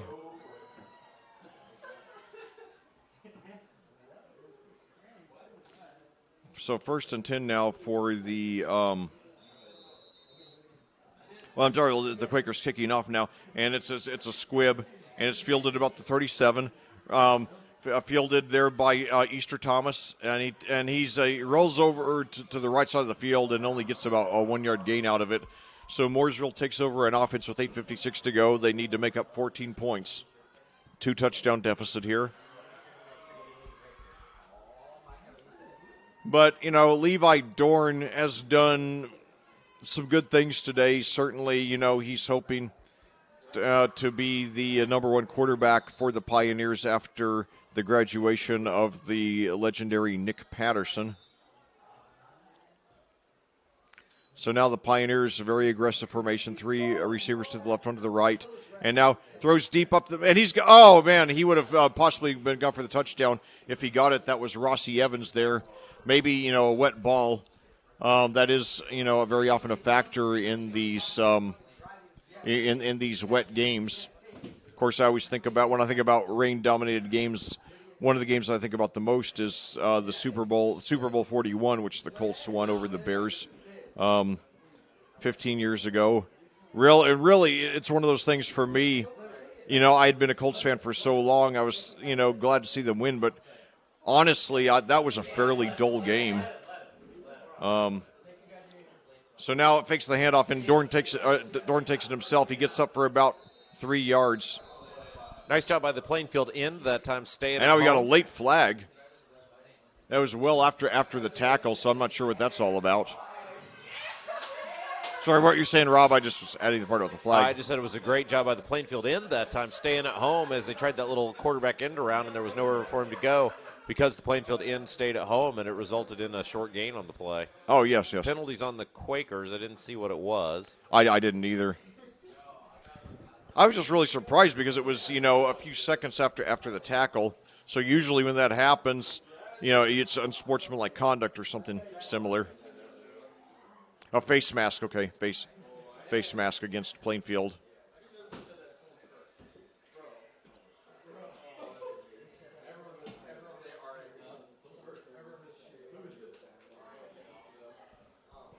And again, let's take an opportunity to thank our sponsors who make the broadcast possible. CCB Contracting, Geodis, Gunnell Financial, FC Tucker Homes, Haynes Roofing, Team Turley, Fairway Mortgage, Bailey & Wood Financial Group, Marietta CPA, Tropical Smoothie Cafe of Avon, Jimmy John's and Jack's Donuts of Plainfield, BGW Construction LLC, and the Beacon Sign Company. Also, we have an injured Quaker here. He is limping off the field on his own power. Looks like it's number 26 here. That's Ronnie Moore. He is a junior, 6'1", 170. He's limping a little bit, but other than that, appears to be okay. So now 1st and 10 for the Pioneers at the Plainfield 45. Mooresville needing 2 touchdowns. Fakes the handoff now. Throws up the middle, and I'm not sure he was throwing to, but it is incomplete. Possibly to Garrett there. Garrett, I think, was the closest to it. So that'll bring up 2nd and 10, 8:16 to go.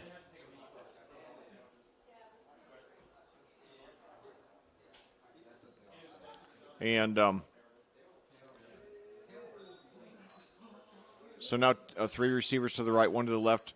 Dorn rolls to his right, but they're all over him. But he dodges the sack and then ends up getting about 3 yards out of it. So good awareness there. And Dorn showing pretty good speed. That'll bring up about 3rd and 7 with 8:11 to go. The Pioneers are at around the Plainfield 42. Yeah, it is at the 42. Boys, I appreciate the help, but play-by-play is not what we're doing. Okay? We're not making jokes.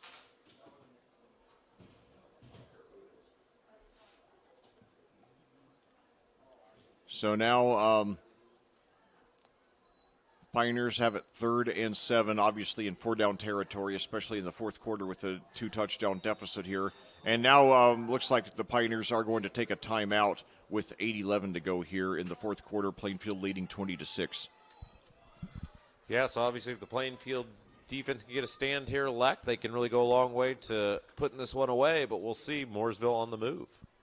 Yes, indeed, and certainly it's overall been a very good performance by Plainfield today, especially encouraging to see the mostly stellar play of Hunter Newell, again showing that he's going to be a very, very capable backup to Carson Melvin, and if they ever need a fill-in, it's good to know that they've got somebody who's up for the task, and Eric Moyers was, the heir apparent to the quarterback job. He unfortunately is out likely for the entire season with a torn anterior cruciate ligament or ACL.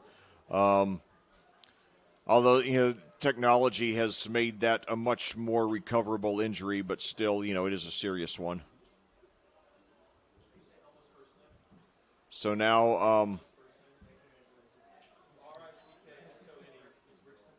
back to action here. It's showing 3rd and 6 on the scoreboard.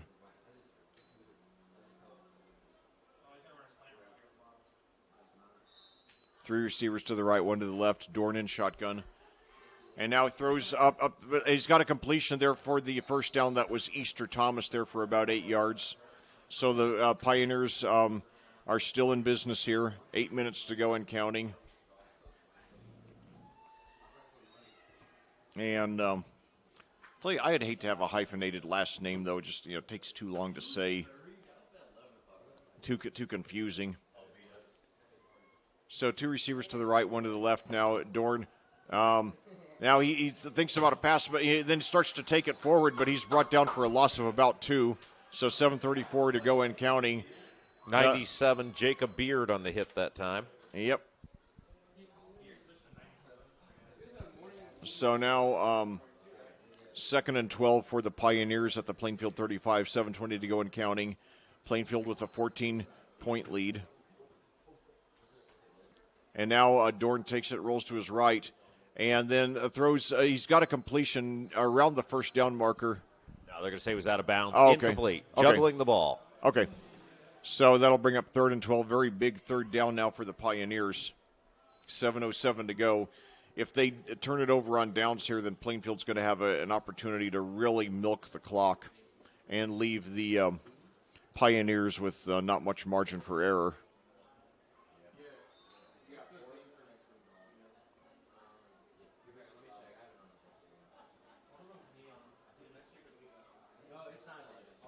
So now Easter Thomas lining up to the right, and Rossi Evans and one other to the left.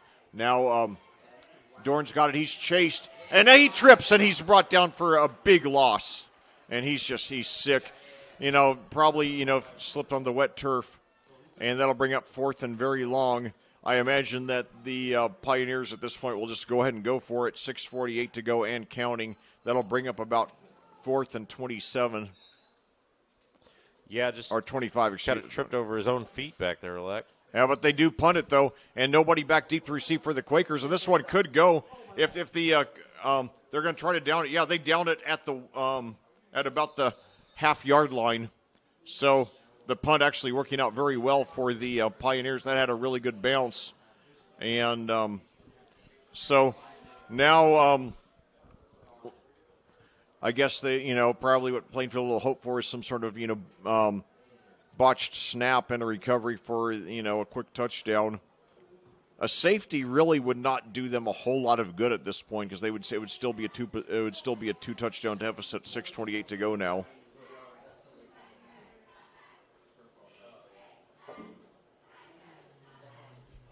But what I was starting to talk earlier about the Mooresville. Plainfield JV game, or varsity game back in 2014. And you go back to the 2013 season. The officials are saying start the clock, but they're not starting the clock. There we go. There we go. So now the Quakers take the field for offense. The officials are ready to go home.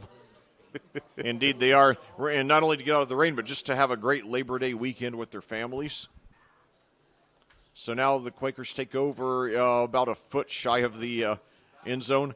And but they got a hole there, and he's got a close to a first down. He does have the first down and more, and he's going down the right side, 25-30. So, yeah, that's about a 30-yard pickup there by Tony Petro from the one. Huge play for the Quakers, and now they can go in cruise control here under 6 minutes to go under rain. And a 14-point lead. And you got a little better shot than I thought so. A 33-yard run by Tony Petro there from the 1 to the 34. It's a great momentum-building play for the Quakers. So now 2 receivers to the left, 1 to the right. And I imagine they'll be very conservative from here on out. And now we got a new quarterback into the game, Hunter Newell, having earned his rest now after doing very well. Now a rush up the middle by Petro again. So 2 consecutive rushes. And now Mooresville, he fumbles though. He fumbles, and Mooresville takes over at the Plainfield, or at the Mooresville 46 or 47. Nevertheless, though, Tony Petro, despite the fumble, 2 consecutive rushes more than 50 yards. So still a promising future for that young man. He's 5'8", 175, a sophomore. And, next year, after Juan Nieto III graduates, then obviously there are going to be several young guys vying for the lead running back position. And Tony Petro is making a good case for himself right now here in Game 3 of the JV season. So now 3 receivers to the left, 1 to the right. Fakes the handoff. Dorn throws up the middle, deep, and it's just a little bit overthrown. The intended receiver there was Rossi Evans. So 5:09 to go here in the game. Mooresville with the lucky break on that fumble recovery, trying to get back in this one. They need 2 touchdowns, a little over half a quarter to go. 10-minute quarters here in JV ball. 12:47 your time of day. we've had, rain for much of the second half. And now quarterback pressured. He gets rid of it, and it's incomplete. He dropped it. And now we got a heavy downpour here. So, one thing I noticed about high school ball, fans generally don't leave early. They usually stay till the bitter end, regardless of the score.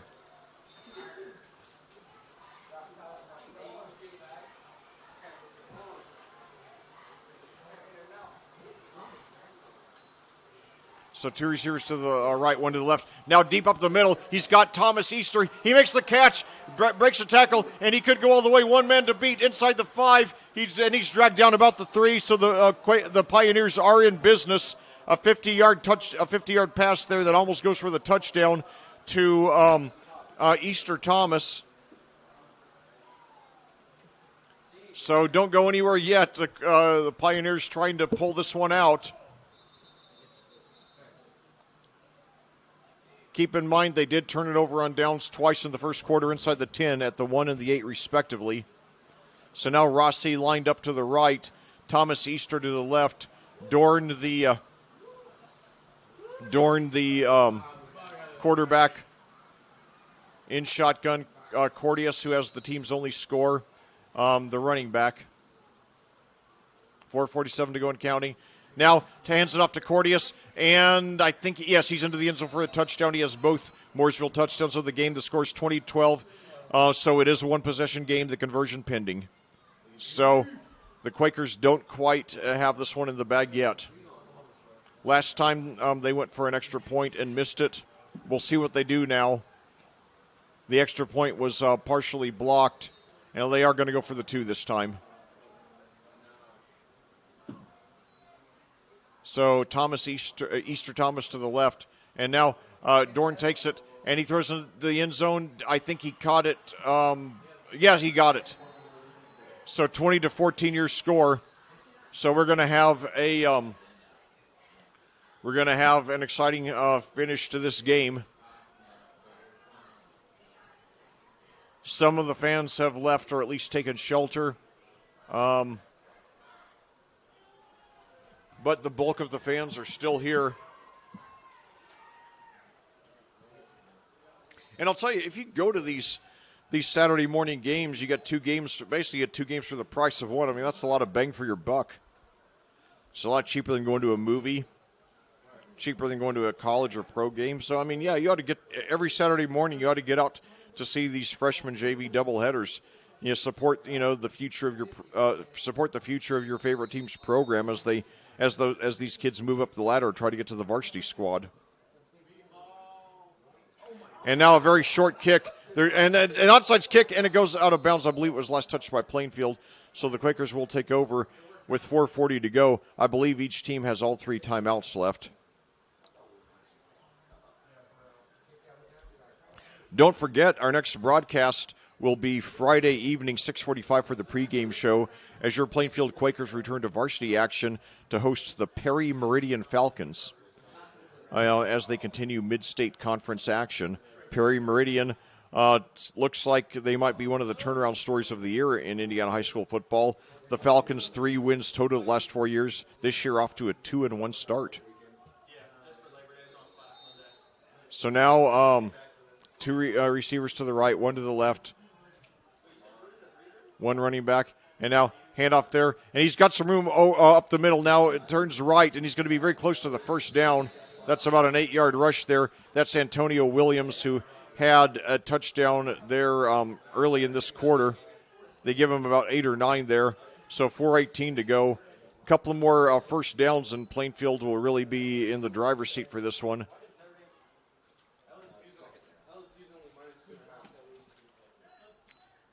Chris Stevens, a 6', 170-pound junior, now quarterbacking for the Quakers in relief of Hunter Newell, who played very well for most of the game and is the varsity backup to Carson Melvin. So now 1 receiver to the right, 2 to the left. 10 on the play clock. The Quakers look like they're content to milk the clock here with a 6-point lead. Now handoff again to Williams. This time they're right on top of him. I do think he got enough for the first down. We'll see. It'll be close.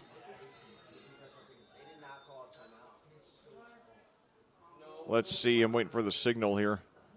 Well, it looks like they're...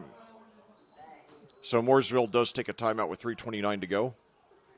And so it looks like he's going to be maybe half a yard short. So likely we'll see a short yardage play here.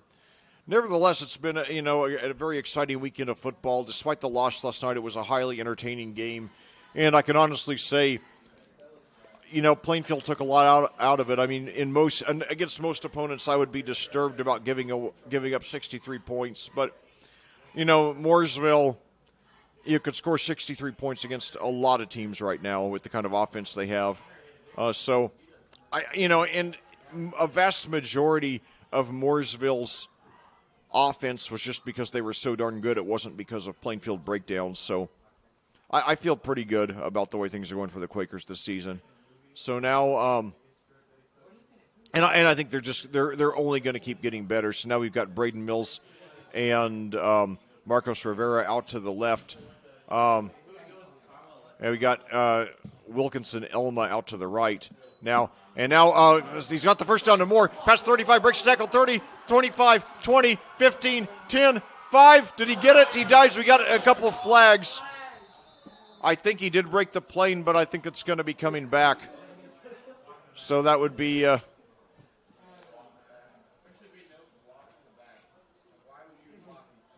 great effort there by Antonio Williams, who already had a touchdown earlier in this quarter and had another touchdown called back in the third quarter.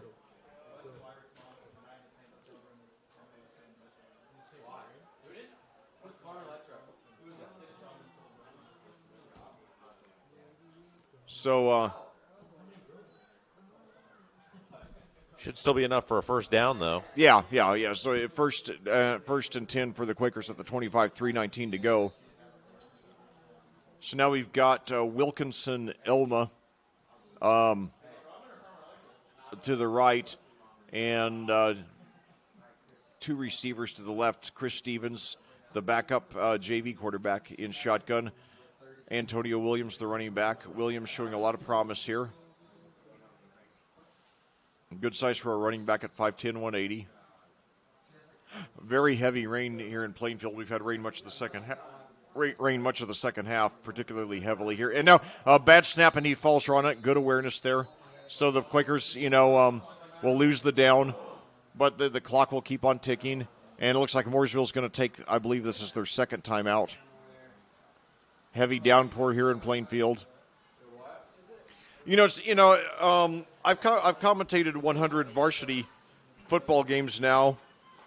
And in addition, I've commentated, probably about 40 junior varsity and freshman games as well. And I always enjoy those very much, too. And, in fact, some of the most entertaining moments of my commentary career have come in these JV and freshman games. And, one of my favorites, we were playing Greenwood in JV.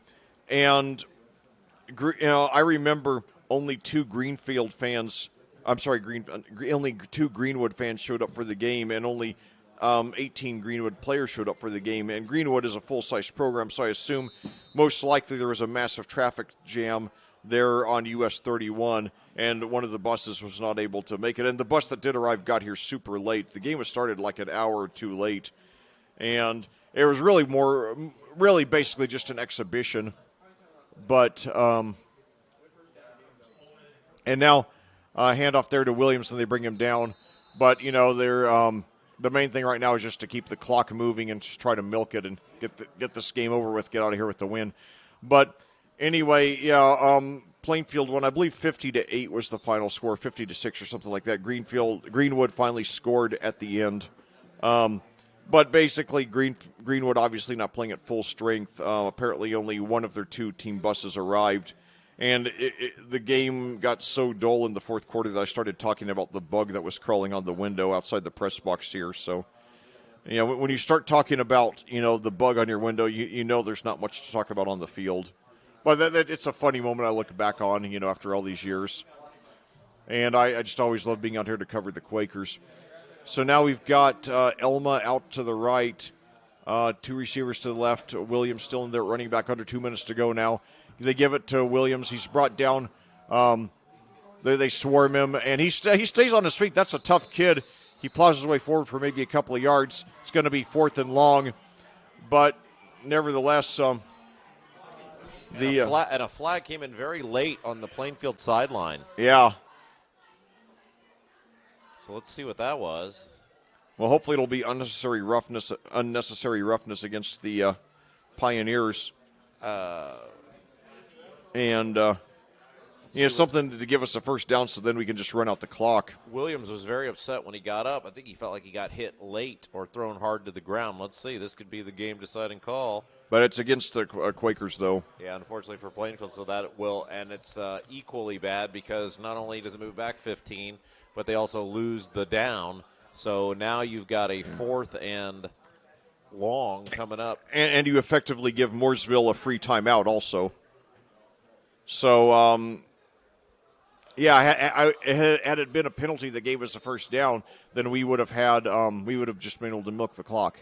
Oh, yeah, I didn't even think about that. That's an exceptionally bad penalty then because it stops the clock. Yeah.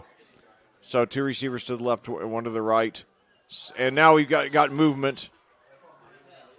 And the referee didn't even throw the flag. He just held it out. Yeah, I think he's tired of picking up that wet flag probably.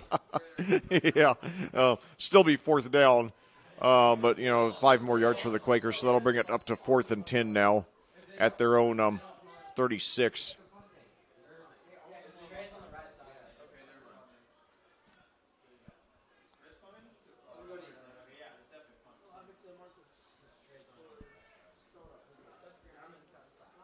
So now, he punts it, and it's caught at the 10. He tries to run with it, but he's hit instantly. Grant Irwin, yes, all right. Grant Irwin scored a touchdown earlier on a touchdown reception. Now throws the Mooresville receiver to the ground like a sack of potatoes, showing a lot of toughness. So my son Liam cheering on his former classmate there with that great tackle. Go, Grant. Yeah, go Grant, my son just said. So now Mooresville with no timeouts has to drive 96 or 97 yards. And they got the ball marked at the 6. So Mooresville, they have to go 94 yards in a minute 15, no timeouts. Can they do it? And now throwing deep up the middle. He's got something here. It's caught. So Thomas Easter gets it at the 40. And now they're hurrying up into formation. And the clock will stop to move the chains. We'll see if they spike it or, if they just try to, hurry up, and get into formation. So the clock's starting again. So 3 receivers to the left, 1 to the right. We're going to have a fantastic finish here. So now they swarm him and we bring him down for a sack. Yes! So now the game swings even more into Plainfield's favor now. 49 seconds to go. Mooresville, after a loss of about 7 yards on that sack, now tries to hurry up into formation. 42 seconds to go and counting. They might spike it or just stop the clock. 3 receivers to the left, 1 to the right. Now Dorn takes it, and he drops it, picks it up, and he runs with it up to the 35, 40, 45, 50, and he gets out of bounds. I think, he did get the first down, 26.8 seconds to go, so excellent job by Levi Dorn after dropping the snap. It could have been a disaster. He picked it up and ran with it for the first down and get out of bounds to stop the clock. 48 seconds to go. 26.8 seconds to go at the Plainfield 48, excuse me. So we're going down to the wire here at Plainfield. What a great way to cap off this Labor Day triple header. The varsity game last night, freshman and JV this morning and afternoon. So 2 receivers to the right, 1 to the left. Dorn takes it, drops back, rolls to his right, and now he's going to run with it himself. He's going to try to get out of bounds. He does, and he's got the first down again. So 2 keepers by Levi Dorn. When he was looking to pass, he ended up rushing for the first down and got out of bounds. So good awareness, showing you good game management skills here in this fantastic finish. And, it's so good to have exciting finishes like these in these JV games. It's a great experience for the players to see how they respond in high-pressure situations like this. when they don't have any margin for error. So now the Pioneers, trailing by 6 with 21.9 seconds to go, have the ball 1st and 10 at their own 36. No timeouts, going down to the wire here in this Labor Day weekend thriller.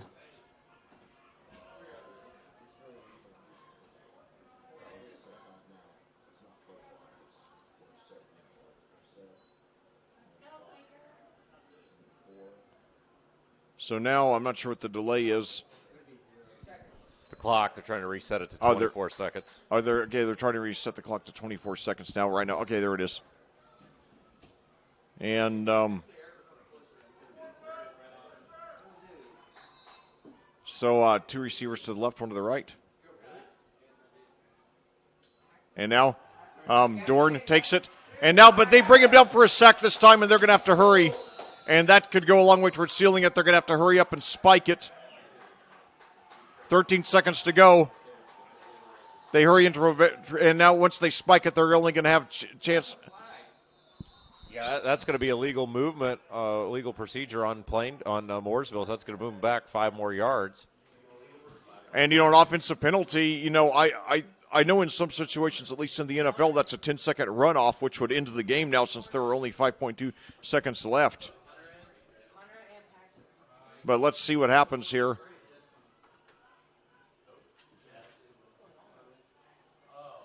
And that is a struggle sometimes when you're hurrying to get in a position to spike it. So they waved that off and then somehow called intentional grounding. I don't understand intentional grounding because you're allowed to spike it to stop the clock. Yeah, so the Plainfield will decline the false start, will accept the intentional grounding, and this will be very likely the final play of the ball game. So apparently this will set up a Hail Mary or something, maybe, Stanford, a 5 lateral or more type ending. So 2 receivers to the left, 1 to the right. Dorn in shotgun. Takes it, drops back, throws up the middle, and it is incomplete. And, the clock stops, and we got a flag here with 0.9 seconds to go. So there will be at least 1 more play. It might have been pass interference against the Quakers, which would move the ball up 15 yards. So to give Mooresville a better position. So for those of you just joining us, here's the rundown. Your score: Plainfield 20, Mooresville 14. 9/10 of a second to go. The Pioneers have the ball, and there's just a penalty against Plainfield that moves the ball up to the Plainfield 29. So 1 shot coming up for the Pioneers. So the game going down to this play right here. All we have to, they got 3. Okay, and now they're and now we've got the play whistle dead here. So this is the game. This is the game that just refuses to end. And now they're asking 2.5 seconds to be put on the clock. 1:06 your time of day. So we're getting out of here quite a bit later than we expected. But it's been a great Labor Day weekend so far. Look forward to the rest of the day, today and then tomorrow and Sunday. Hopefully have a lot of good cookouts, a lot of good weekend trips. And now, last play of the game, throws into the end zone, into a crowd of people, and it is falls to the ground incomplete. So Plainfield escapes with the win. So your final score here today in the JV game, Plainfield 20, Mooresville 14. The Quakers also won the freshman game 20-6. So after losing the varsity game last night, the Quakers get some avengement today with a sweep in the freshman JV doubleheader. All right, that'll do it for us. He's Lex Zorn. I'm Rob Kendall. Have yourself a great rest of your day.